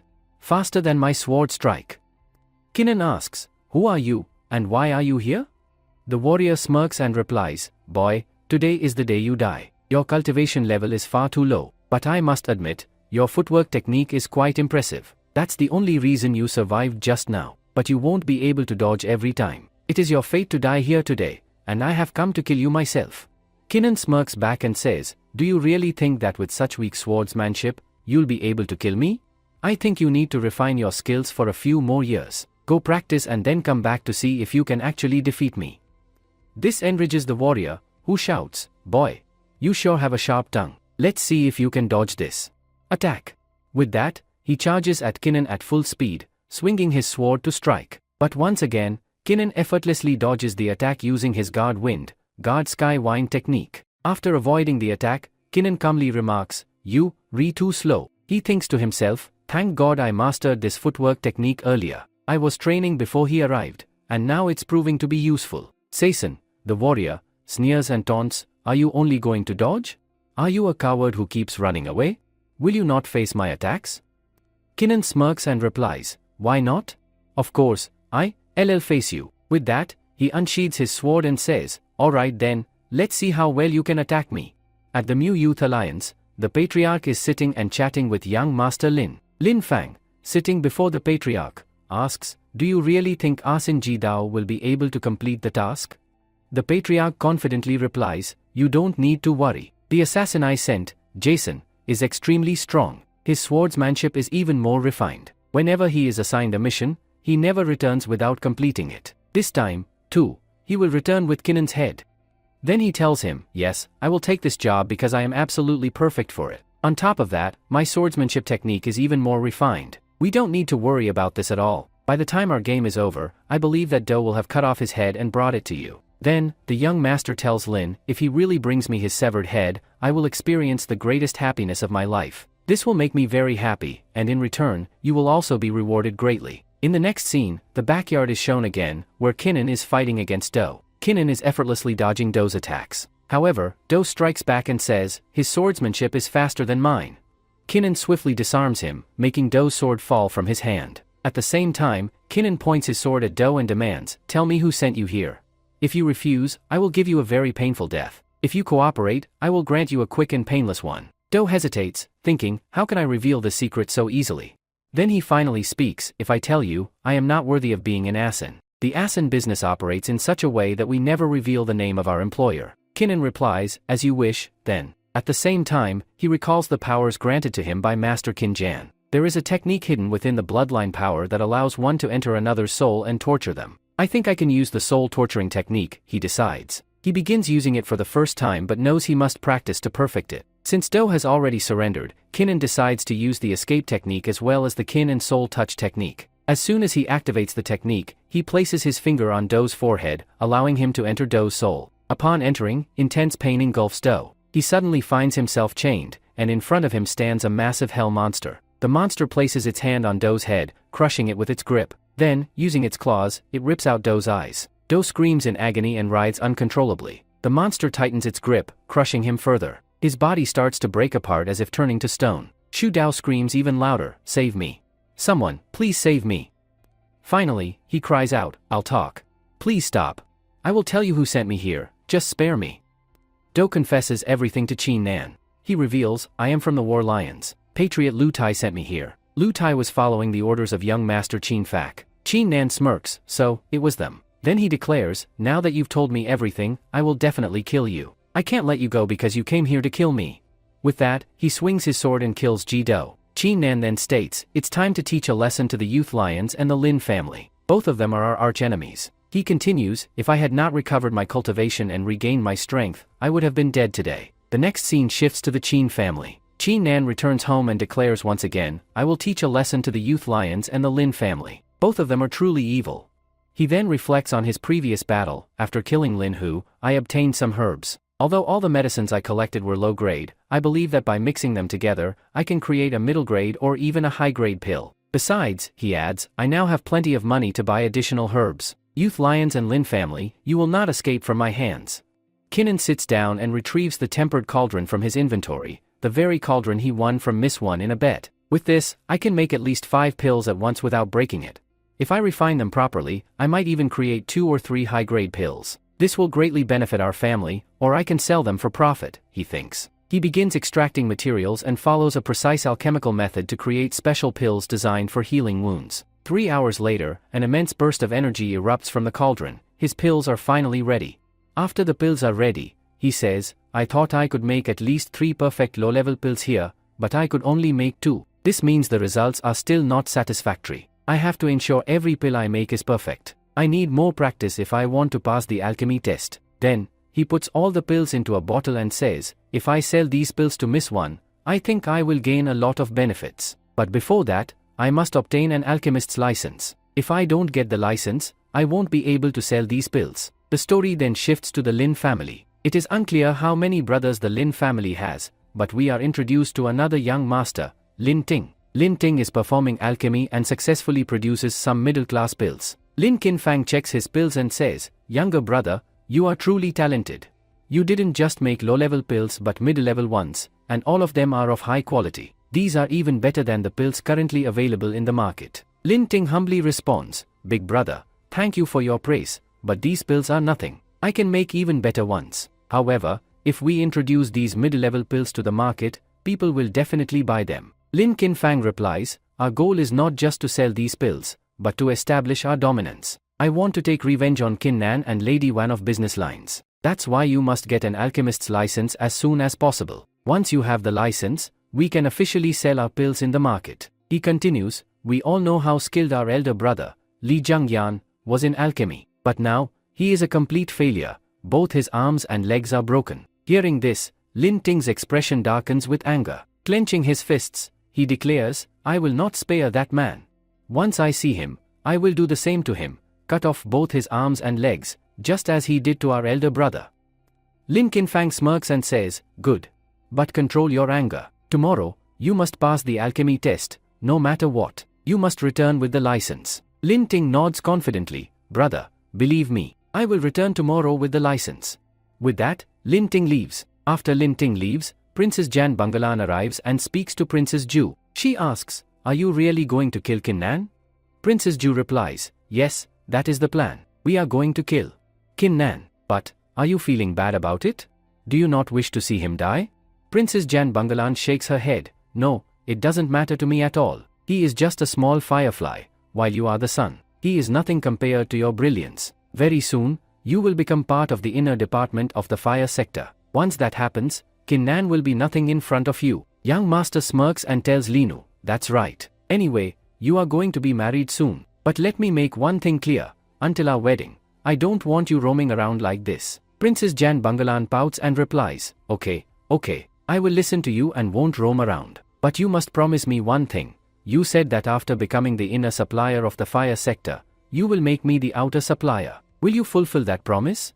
He grabs her hand, pulls her close, and whispers, "Of course. Now that you are my wife, I will fulfill your every wish." In the next scene, we see Qin Nan arriving at the City Lord's palace with Miss Wan to take the alchemy test. This test is being held inside the City Lord's office. Qin Nan tells Miss Wan, "My father and the City Lord were once great friends. Back when the Qin family was powerful, the City Lord visited us many times. But ever since our family's decline, he has never come to meet us even once." Miss Wan responds, "Let me make one thing clear, you must become strong. If you hold power, even the Emperor himself will come to visit you with respect. Strength is everything in this world." Qin Nan, surprised, asks, "Is that really possible? Can strength alone make the Emperor respect me?" Miss Wan nods, "Yes, everything is possible with strength." Qin Nan takes a deep breath and says, "Then let's go inside quickly, pass this test, and get my alchemist's license." Meanwhile, Lu Tai from Youth Lines and young master Lin Ting also arrive at the City Lord's office. They have come for the same test. The tension is rising as they follow Qin Nan inside. As those people follow them, they say, "Look what is happening here. Qin Nan has come here with Miss Wan." Lu Tai is very surprised to see this and thinks, "Qin Nan is still alive? He hasn't died yet? That means Jido didn't kill him. Then where could Jido have gone?" Just then, a man turns around and says, "Look who has come here. Lu Tai is here. Lion's Patria, what brings you to the City Lord's manor so early in the morning? Have you come here to beg for something? Or are you just here to wander around?" Patria replies, "We have not come here to admire the scenery at the City Lord's office, and I doubt you all have come here for that either. I think we are all here for the same reason. We have come to take the alchemy test." At this, young Master Linting steps forward and says angrily, "You cut off both my brother's arms and legs. Today, I will kill you right here to avenge my brother." Lu Tai stops him and says, "Young master, please stop. You cannot kill him here. We are standing outside the main palace of the City Lord. If you kill this boy here, it will ruin our reputation. If you really want to defeat him, do it during the alchemy test. There, you can have a one-on-one battle with him, and if you win, you can even kill him. So, save your anger for the competition." Then Lu Tai turns to Miss Man and says, "I believe we are here for the same purpose, to take the alchemist test and ensure that our people become alchemists. However, not everyone can become an alchemist. Not everyone has the necessary qualifications. This boy, Qin Nan, his cultivation seems quite strong, but I think you shouldn't go inside with him. Otherwise, you might leave embarrassed." Swan replies, "You shouldn't be worrying about us. Just focus on yourself. This test happens only once a year, and only one alchemist is chosen each time. That person gets the license. I think you'll have to wait until next year. Lin Ting snaps back, girl, stop your nonsense. Do you really think I won't be selected, and that bastard friend of yours will? I am the disciple of Master Jan Gigi. As his disciple, I am bound to receive a license here. Hearing this, Qin Nun smirks and says, I don't understand why Master Jan chooses disciples like you. If Master Jan were to see my qualifications, I think he would bow his head before me and start calling me his master. This enrages Lin Ting, who shouts, how dare you insult Master Jan Gigi? Do you even know how great he is? Before he can act, Loot AI stops him again and says, calm down, young master. You cannot fight here. We are all here to take the alchemy test. First, take the test. After that, do whatever you want with this boy. As I told you, during the alchemy test, you can challenge him to a life and death duel under the supervision of the city lord. No one will stop you there. Lin Ting glares at Qin Nun and warns, for now, I am sparing your life. But by the time this test is over, I will definitely kill you. With that, he turns to Patria and says, Patria, let's go. They then head inside. Inside the palace, the city lord is present along with his daughter. A servant approaches him and says, Sir, what should we do? People have gathered outside. The young master of this family has come to take the alchemy test. You need to go there quickly. The city lord sighs and replies, all right, let them wait. I will be there soon. After the servant leaves, the city lord looks troubled. His daughter notices and asks, Father, you seem very worried. Is something wrong? He shakes his head and says, no, there is no issue. I'm just not feeling well. He starts coughing and adds, I've been so busy lately that I haven't been able to take care of my health. That's why I feel this way. His daughter, Ning, tells him, Father, you don't need to go. This is just an alchemy test. I can go in your place. I will accompany the elder and oversee the test as the city lord's representative. It's a simple task. Her father looks at her and asks, are you sure you can handle it? Ning confidently responds, why wouldn't I be able to? Do you think that just because I am your daughter, I cannot take your place? Is there anyone else more qualified than me? The city lord smiles and nods, all right, I trust you. Go and conduct the test, but do not reveal that you are my daughter. Just tell them you are the new examiner. You will be the one to decide who passes and who fails. She says, okay, Dad, I will take care of everything else, don't bother yourself. There is no need for you to be there. The next day, we are shown the alchemy room test, where the test is going to be held. Tang and Loot AI are already sitting there. Then, Tin says, what is this? Why hasn't the city lord arrived yet? He didn't even come to greet us. Our Lin family is the best family in the entire Aizen continent right now, yet the city lord is not coming to meet us. Loot AI replies, the city lord has many responsibilities. He is not a free person who will rush here just because he heard our name. We will have to wait a little longer, which is why we are sitting here. Ting stands up and says, do you think I will wait here? Does the city lord think we are some commoners who will wait for him? If he doesn't come here within 5 minutes, I will kill him. Go and tell him this. Hearing this, Loot AI thinks to himself, what kind of idiot have I brought with me? I am going crazy. The way she's angry and talking nonsense. I feel like she's going to get me killed here. Just then, Princess Ning arrives with an elder. Ning enters the room and says, please forgive me, I am late. I am your new examiner today. Loot AI, looking at her, thinks, is this girl going to examine us? Doesn't matter, our examination will be easier with her. On the other side, Ting sees her and exclaims, this girl is very beautiful. Then he shamelessly says to Ning, you are so beautiful. Would you like to spend the night in my bed? It would be a great honor for you. The entire room falls silent, and everyone stares at him angrily, especially the elder standing with Princess Ning. Elder Frank glares at him and says, do you even realize who you are speaking to? Princess Ning steps forward and calmly says, Elder Frank, please don't say anything to him. Then she turns to Ting and warns, I am the examiner here. If you talk nonsense in front of me again, I will personally throw you out and not allow you to take today's test. Ting, unfazed, steps closer and says, I was giving you a chance here. Do you think sleeping in my bed is something anyone can just get? I don't invite just anyone. At this, Loot AI quickly steps in and says, young Master Tang, if you really want to take part in the alchemist test today, you need to stay quiet. Please sit down and respect the examiner. If you misbehave again, they will truly expel you. If that happens, and you can't take the test, it will bring great shame to the Lin family, and to your father as well. So sit down quietly. Reluctantly, Ting sits back down and mutters, okay, uncle, I am here to help you. I'll sit down. At this moment, Miss Wan and Kin Nan arrive. Miss Wan says, look, we reached here. and just see who's already present. As soon as Sning sees Kin Nan, she immediately recognizes him and angrily exclaims, "You! How dare you! That day, you insulted me. You called me shameless and then just walked away. Looks like today, I will have to settle all scores." Kin Nan replies calmly, "Your cult is terrible, and yet, now you want to take revenge on me." Hearing this, the princess becomes even more embarrassed and says, "What is this? You are insulting me again today." From a distance, Ting observes everything. He scoffs, "HMPH. I am 1,000 times more handsome than that guy Kin Nan, yet this girl is laughing and chatting with him while she was furious at me. I will have to take my revenge." Meanwhile, Kin Nan turns to Princess Ning and says, "I have come here today to take the alchemy test. I will leave here as an alchemist today. That is why I am here." Ning nods and says, "Alright then, let's begin the test." She turns to Elder Fang and instructs, "Elder Fang, please start the test." Elder Fang steps forward and explains, "The rules here are the same for everyone. Each of you will be given a pot and some herbs. You will have to use these herbs to create a medicinal pill. If you succeed, you pass. If you fail, you will be eliminated." He continues, "If both of you successfully create the pill, the quality of the pills will be evaluated. The one with the better quality pill will pass. There is only one spot available, meaning only one of you will earn the alchemy license while the other will fail. Now, quickly start making level 1 Win Dan. The one whose quality is better will win this test." Then, Miss One says, "It is very easy to make this pill, but despite that, it is more difficult to maintain its consistency. Making a level 1 pill is going to be very easy. If young Master Kinnan does this, it means he will become a chemist by making this pill here." Ting becomes very happy and says, "I have made this pill many times before, under the supervision of Master Dan. When I went there, I tried making Win Dan hundreds of times, and now, I can make this pill with 40% accuracy. Today, I am going to win this race."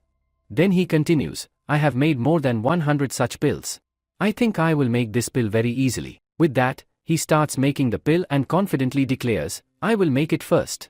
That is, I will complete it very soon." After putting all the materials into the cauldron, he announces, "My pill is ready. Look, I have made the pill." Elder Fang holds the pill in his hand and says, "What is this?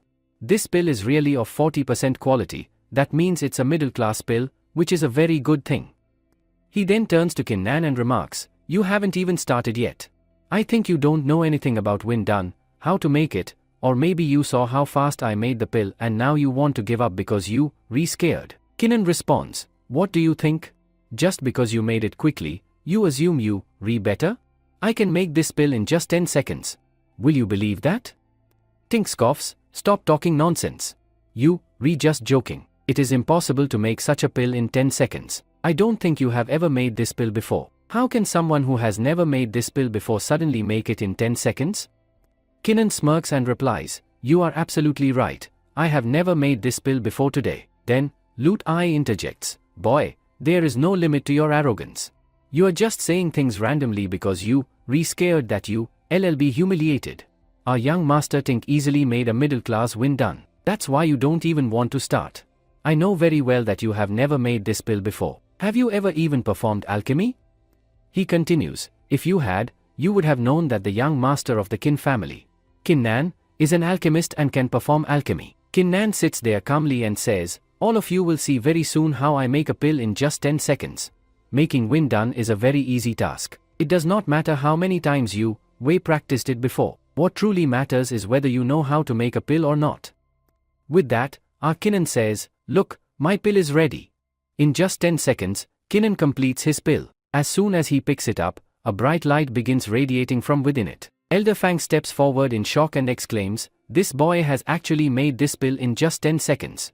He continues, "Before today, we have never heard of anyone making Win Dan at such speed.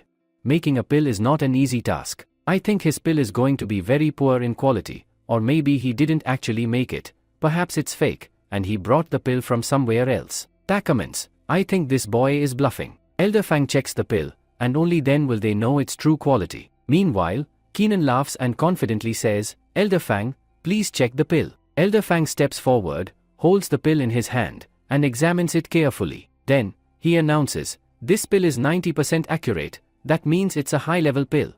Upon hearing this, Princess Ning gasps in disbelief. Has he really made a high-level pill here? I've heard that even top alchemists struggle to make pills with 90% accuracy. Most of the alchemists here have not even reached this level. She continues, to make a pill with 90% accuracy in just 10 seconds? I think even the higher alchemists of the fire sect cannot do this. Tang then steps forward and turns to Elder Fang. Elder Fang, did you not see that Kinnan has never practiced making this pill before? We all know he is not even an alchemist. Won't you investigate how he made this pill so easily in just 10 seconds? I think he already had this pill in his pocket. When the test started, he simply took it out. I believe you are also involved in this, Elder Fang. It seems you have taken money from him. Hearing this, Elder Fang's expression darkens, and he slaps Tang across the face. Lin immediately steps forward, holding his cheek, and shouts, "How dare you slap me? I will tell the people of the Lin family, and they will come here, kill you, and destroy your entire city lord's palace." Lutai quickly intervenes. Elder Fang, he is just a child. Please forgive him. His anger is not under his control. I apologize on his behalf. At the same time, he thinks to himself, this bastard is going to get me killed along with him. I intervened here to calm Elder Fang down because his cultivation level is far beyond both of us. If he wanted, he could easily throw us out of here. Taking advantage of the moment, Elder Fang declares, okay, now both of you leave this place. However, if you want to compete again, there will be another pill-making competition. If not, then leave immediately. Kinnan then speaks up, Master Fang, now that these people have come here to participate, why don't we compete in terms of strength instead? They lost the pill-making competition and believe that I cheated. So why don't we settle this with a fight and see who truly deserves to win? Ting says to him, yes, why not? Yes, why not? I am ready to fight with you. I did not think that you were so brave. Now that you have proposed this yourself, then okay, I will fight with you. I accept your challenge. Today, I will definitely put you down. At the same time, he is thinking to himself, I know that this boy is at the 4th level of body training, so I can kill him very easily and take revenge for my brothers. With this, Ding says to Lutai, I promise you here that if you try to stop me this time, then I will kill you too. So, stand quietly on the side.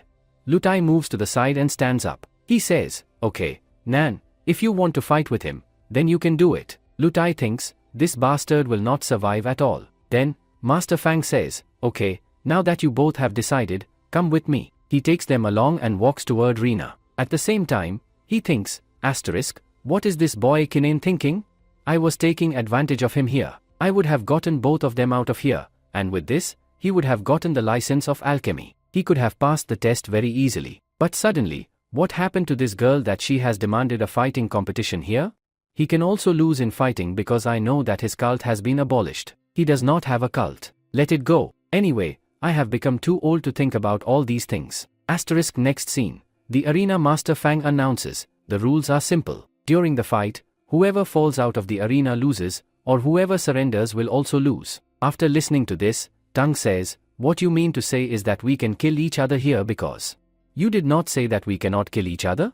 Master Fang replies, yes, you both can kill each other here, but I hope that you will not use this way. Either you will get out of the arena, or you will surrender. That will be better for you. Ting picks up his sword and says, do you think that I will let him surrender so easily? Today, my sword will taste blood. Today, I will kill Kinnan in this arena. Kinnan also enters the arena and says, do you really think that you are so good that you can kill me? Tang smirks and says, are you feeling scared? Is that why you are talking so much? But now, all this is useless because you were the one who demanded this fight. Now, you cannot back off. With that, he draws his silver long sword and moves forward to attack. I have a special technique, a level 3 performance technique, called self-drinking blood. With this technique, he reaches close to Kinnan to attack. But Tora Kinnan says, do you think that I do not have any sword fighting technique? With that, Kinnan uses his Shura sword technique. He moves at lightning speed and suddenly appears behind Tang, ready to strike. Tang gasps, how did this happen? How is he so fast? In a flash, Kinnan attacks Tang's shoulder. Slash. Blood starts flowing from his wound as Tang stumbles to the ground. Without hesitation, Kinnan delivers multiple strikes, and with one final blow, Tang collapses and dies on the spot. Kinnan smirks and says, look, I have killed another piece of garbage. Lutai yells, what have you done? How dare you kill the young master of the Lin family? Kinnan turns to Lutai and says coldly, pick up the dead body of this bastard and deliver it to his father. Also, give him a message. I am going to destroy the Lin family very soon. I will kill all his sons in this way, and after that, I will wipe out the entire Lin family as well. Now, he is picking up his dead body from there and taking it away. Our kinnan tells him, in our family's backyard, there is a dead body of an ace whom you had sent to kill me. I have come to know about this because you were the one who was not in a hurry. Please clean our backyard, pick up Ace's dead body, and take it back. After hearing this, Luda AI is shocked. He drops the dead body of the young master right there. With this, our young master Kin Nun uses a special technique, applying immense pressure on Luda AI. Under this pressure, Luda AI gets very scared and pleads, "Please, young master, forgive me. Will you kill me too? Please don't kill me."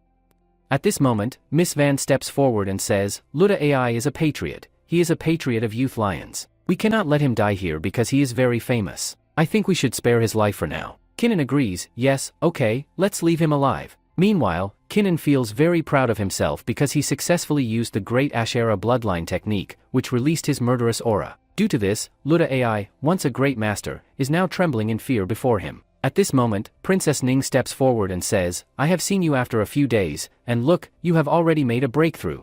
You have now reached the 6th level of body refining. I think you are very talented and will progress even further soon." Miss Ning then suggests, "I think you should apply for the fire sector. Very soon, a master from the fire sector will arrive for recruitment, and you should participate in the competition." Kinnan responds, "I have been dreaming for a long time about joining the fire sector because it is the greatest sector here." Ning smiles and says, "Alright, I will pray that you get accepted into the fire sector." Along with this, she hands him a badge of an alchemist and says, "Take this, it is your official alchemist badge. Now that you have become a certified alchemist, you can travel anywhere and sell your pills." Then, she gives him 3,000 coins and says, "Here, this is the payment for our deal. That day, you killed Lin for 3,000 coins, so I am giving you 3,000. Kinnan takes the badge but refuses the money. He says, "I was just joking. Do you really think I would take money from you for this? Whatever I did that day was the right thing to do. I did it out of goodness, not for money." Princess Ning smiles and replies, "That is very noble of you. Since you have done a great deed and have spoken to me with such sincerity, I appreciate your decision." She then turns back and says, "Now, I must return and inform the city lord that you have become the new alchemist here." As she leaves, Kinnan says, "Alright, I'll see you later." As Ning walks away, Miss Man teasingly says, "So, you like this girl, don't you?" Kinnan, confused, asks, "What do you mean by that?" Miss Man smirks, "Oh, don't pretend. I'm asking you directly, do you like that girl? The one who has been spending time with you?" Kinnan hesitates and says, "I can't say for sure. Maybe." Miss Man then asks, "Alright then, what do you think about me? Am I your type?" Kinnan chuckles and replies, "It's possible that you are also my type." With that, Kinnan bids her farewell and leaves, while Miss Man is left thinking to herself, "This boy has put me in a dilemma. Am I worthy of him or not?" The scene shifts to the city lord's mansion, where Princess Ning enters. Upon entering, she tells her father, "Father, the boy I told you about, the one who saved my life that day, is Qin Nan. Today, he has passed the alchemy test and officially become an alchemist." Her father is shocked upon hearing this and says, "I had heard that the boy's cult was abolished. Lin Qin Feng destroyed his cult. I believe someone is secretly helping him." Princess Ning responds, "Father, I think there was a master with him, a girl, a very beautiful girl. She must have helped him. Her name is Kyungwon." After hearing this, her father says, "Kyungwon? This boy." Kyungwon arrived in Swart City only a few years ago. Since then, he has managed the Swart City Alliance business efficiently, primarily dealing in pills and alchemy. I suspect he has created a pill that will help him recover his cult. Then, the father smirks and looks at his daughter, saying, "But after listening to you, it seems that you have started liking this boy." Princess Ning blushes and says, "Father, the last time I saw Qin Nan, his cultivation was only at the 5th level, but today, he has already advanced to the 6th level of body refining. That is why I praised him. Moreover, he has now earned an alchemist's license, which means he is highly skilled. Why shouldn't I acknowledge his talent?" Her father steps forward and says, "My daughter, listen to me. I believe he is only using medicinal pills to enhance his cultivation. Yes, using herbs and pills can temporarily boost one's strength, but true cultivation requires effort. Now, you belong to the fire sector, an elite and prestigious group. And that boy? He is merely a lowly young master. How can a lowly young master from a minor family ever be worthy of the city lord's daughter?" Ning says to him, "Dad, now what is being discussed here? I think your daughter can decide who she likes and who she doesn't." Then, her dad tells her, "I am comparing here. He is not like you at all. Why do you think the elders of the fire sector chose you? They know very well that you can become a great master. That is why they wanted to make you the apple of their fire sector and selected you, taking you with them. Whereas that boy will live in this small family all his life and die in this family. I do not want you to meet that boy in the future. Ning replies, Father, it does not matter to me at all. This is my life, and I will decide whom to approach and whom not to. Then the father tells her, Daughter, you are very young. You are not understanding what I am saying, but I think you will have to understand this very soon. Very soon, you will realize that the boy is not worthy of you at all. In the very next scene, our Qin Nan is shown again. Qin Nan goes to the top of Fire Mountain, where he hunts monsters. Master Qin Zhang had told him, you have to hunt monsters to feed your sword so that it can become stronger than before. So, Qin Nan says, now that I am here, I can hunt monsters because I need to make myself strong. The last session they sent was not that strong, but it is possible that next time, the session they send will be stronger than before. He continues, there are 3 types of monsters on this mountain, low level, medium level, and higher level monsters. I do not want to face any high level monsters here. I will stay around and hunt low level monsters. Just then, he hears a voice from behind. What do you think? Is this a monster? A shackle is lying nearby. He says, well, this is fine. This is a middle level monster, so let's hunt this monster. Let's hunt this wolf. Qin Nan moves forward with his sword and strikes at the monster, the wolf, cutting its neck. At the same time, another wolf appears, and he kills that wolf as well, slinging his sword across his body. When the sword enters the wolf's body, energy bursts out with its blood, and the energy flows into Qin Nan's body through the sword. Suddenly, he looks around and sees a whole group of wolves surrounding him from all sides. There are a lot of wolves here. It's going to take me a long time to kill so many wolves, Qin Nan says. But I think only through a hard battle can I make myself stronger. Thinking quickly, he says, I need to find a way to kill all of them together. Then, he raises his sword and begins slashing through them. One by one, he cuts their necks, his sword slicing through flesh. As he thrusts his sword into another wolf's body, he says, this is good. Yes, there are a lot of wolves, but they are all middle level. It's not very difficult to kill them. With this battle, I can finally achieve my breakthrough. While Qin Nan is finishing off the wolves, a tremendous roar echoes through the mountain. The sound shakes him to his core. Qin Nan suddenly feels a deep fear rising inside him. What kind of monster is this? Why am I feeling this scared just from its roar? He looks up towards the top of the mountain. There, a massive wolf stands proudly, the Wolf King. You are a guard-level beast, a higher-level beast. How am I supposed to face you?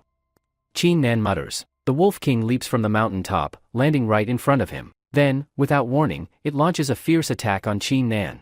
Then, Kinnan moves aside using his Sky Guard wing and special move. He says, thankfully, I have mastered the special fast move here. I have also mastered the footwork technique, which helped me survive. Suddenly, Sussy attacks. Kinnan narrowly avoids the attack and, at the same time, feels as if he has made a breakthrough. He exclaims, this is great.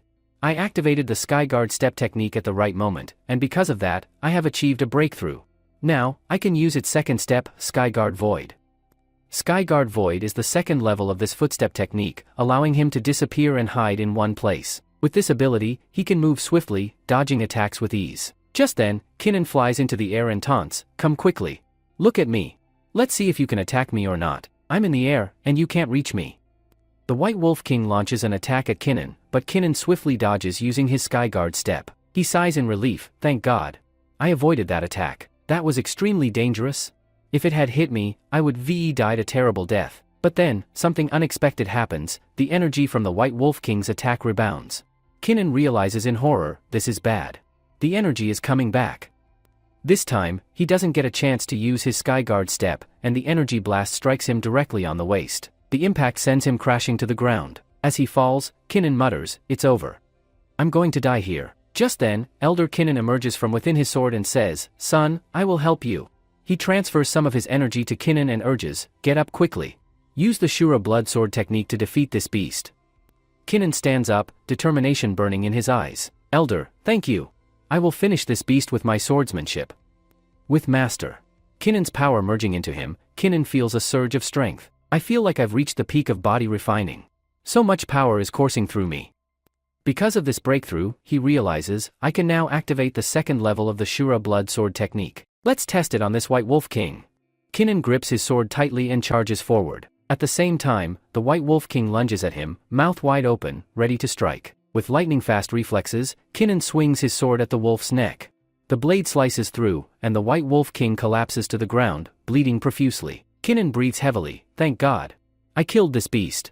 That was much harder than I expected. If Elder Kinnan hadn't helped me, I wouldn't have survived. He then thinks, if I keep killing monsters like this, I might get a chance to become a body-refining hero. If I reach the 7th level, this trip will have been truly worthwhile.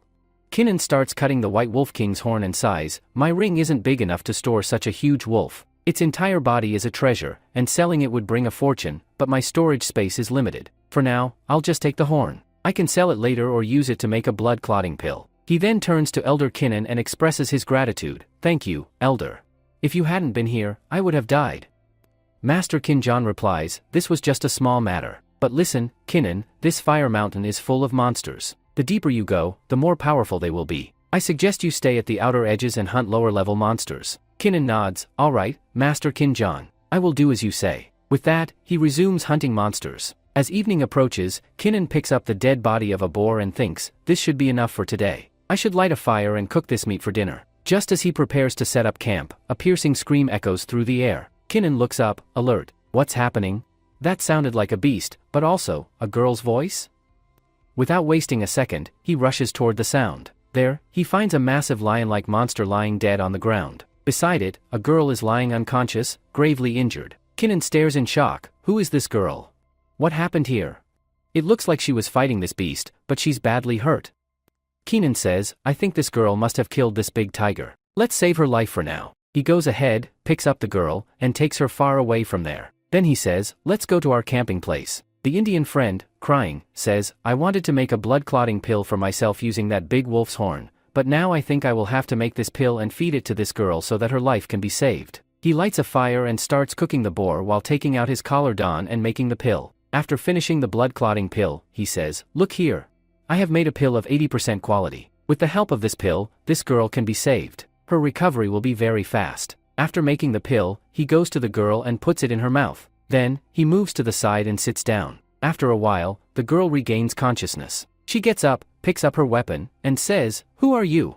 What are you doing? What do you want to do with me? What have you done to me? The nun says, oh, calm down. What are you doing here? I have saved your life. If I had not given you the blood-clotting pill, you would have died from your wounds. So, you should be thanking me. Also, you shouldn't be moving too much. Sit down comfortably and quietly. However, the girl ignores his words and says, why would I trust a pervert like you? She raises her weapon and moves forward to attack him, but because her body is too weak from internal injuries, she collapses. She groans, I am in a lot of pain. Kinnan sighs and says, idiot. I told you that your body is severely injured. You need time to recover. He helps her sit near a tree and says, sit there. I'll check whether the meat is roasted or not. The girl sits down and watches him shyly. Feeling embarrassed, she eventually mutters, thank you very much. Kinnan casually replies, no problem, no problem. He sits down and starts eating his meat. The girl, now hungry, frowns and says, are you really a fool? Do you not know who I am, or are you intentionally not giving me food? Kinnan looks at her and says, I don't know who you are. Then, he gets up, gives her the meat, and sits near her. The girl looks at him and asks, are you really an alchemist? Did you make that pill? Kinnan nods. Yes, I made it. She frowns. But you can't just make a blood-clotting pill like that. How did you manage it? That was a second-level pill, and its quality was 80%. How? Kinnan replies, yes, I made that pill. I just got my alchemy license, but making high-level pills? That's impossible for me. You must be mistaken. The girl smirks. Do you know who I am? My real identity? She pauses and then declares, I have been sent here by the fire sector. I am an elder from the fire sector, here for the recruitment test. Very soon, a recruitment test will be held, and we will select a disciple for our fire sector. Your alchemy skills are impressive, which means your fighting skills might be as well. That's why I want to recommend you. So, are you ready to join the fire sector? Just tell me about your city. Kinnan answers, I am from Swart City, but you don't need to offer me special recruitment. I want to get in through my hard work. The girl looks at him thoughtfully and says, I appreciate your bravery, but let me tell you something, only one candidate from Swart City will be selected. This is a secret that no one knows. Do you really think you'll be able to compete with all the other people and surpass them? Kinnan smirks. It would be boring if I didn't compete with anyone and got selected so easily. I think it'll be a lot of fun when you come to take the test. She then informs the girls, exactly 3 days from today, a big event is going to take place in the Lin family, where Lin Kinfang is getting married. On that same day, we will also be there. My friend and I will come and hold a competition. During the competition, whichever decile passes the test will be considered a decile of the fire sector. You can join us that day. Kindan responds confidently, yes, Why not? I will definitely come. Anyway, I have my old enmity with Lin Qinfang. That scoundrel wants to enjoy double happiness on his wedding day, getting married and becoming a judge of the fire circle. But that day is going to be his last.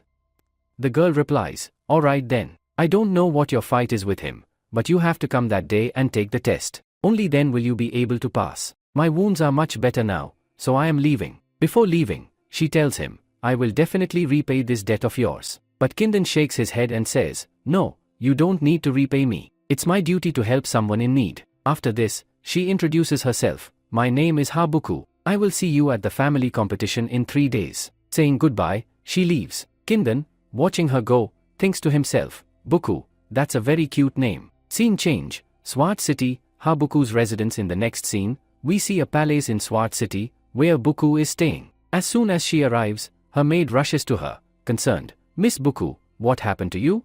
Looking at your condition, it seems like you were badly injured. Buku explains, I went to practice in the mountains, and a huge mountain tiger appeared. I fought fiercely and barely escaped death. Her maids, noticing her healing wounds, ask, did someone help you?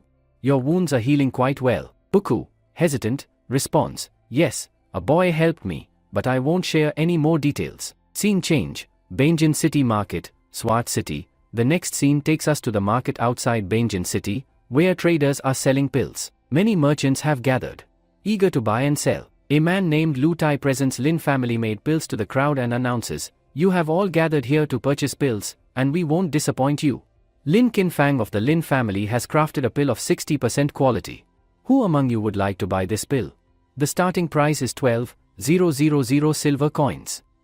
He displays the high-quality pill, catching the crowd's interest. They murmur, look at the quality of the Lin family's pills. Their production has improved significantly. Another trader chimes in, even if these pills were priced at 10 to 20 silver coins, we would still buy them. But now, at 60 silver coins, their potency has doubled or tripled.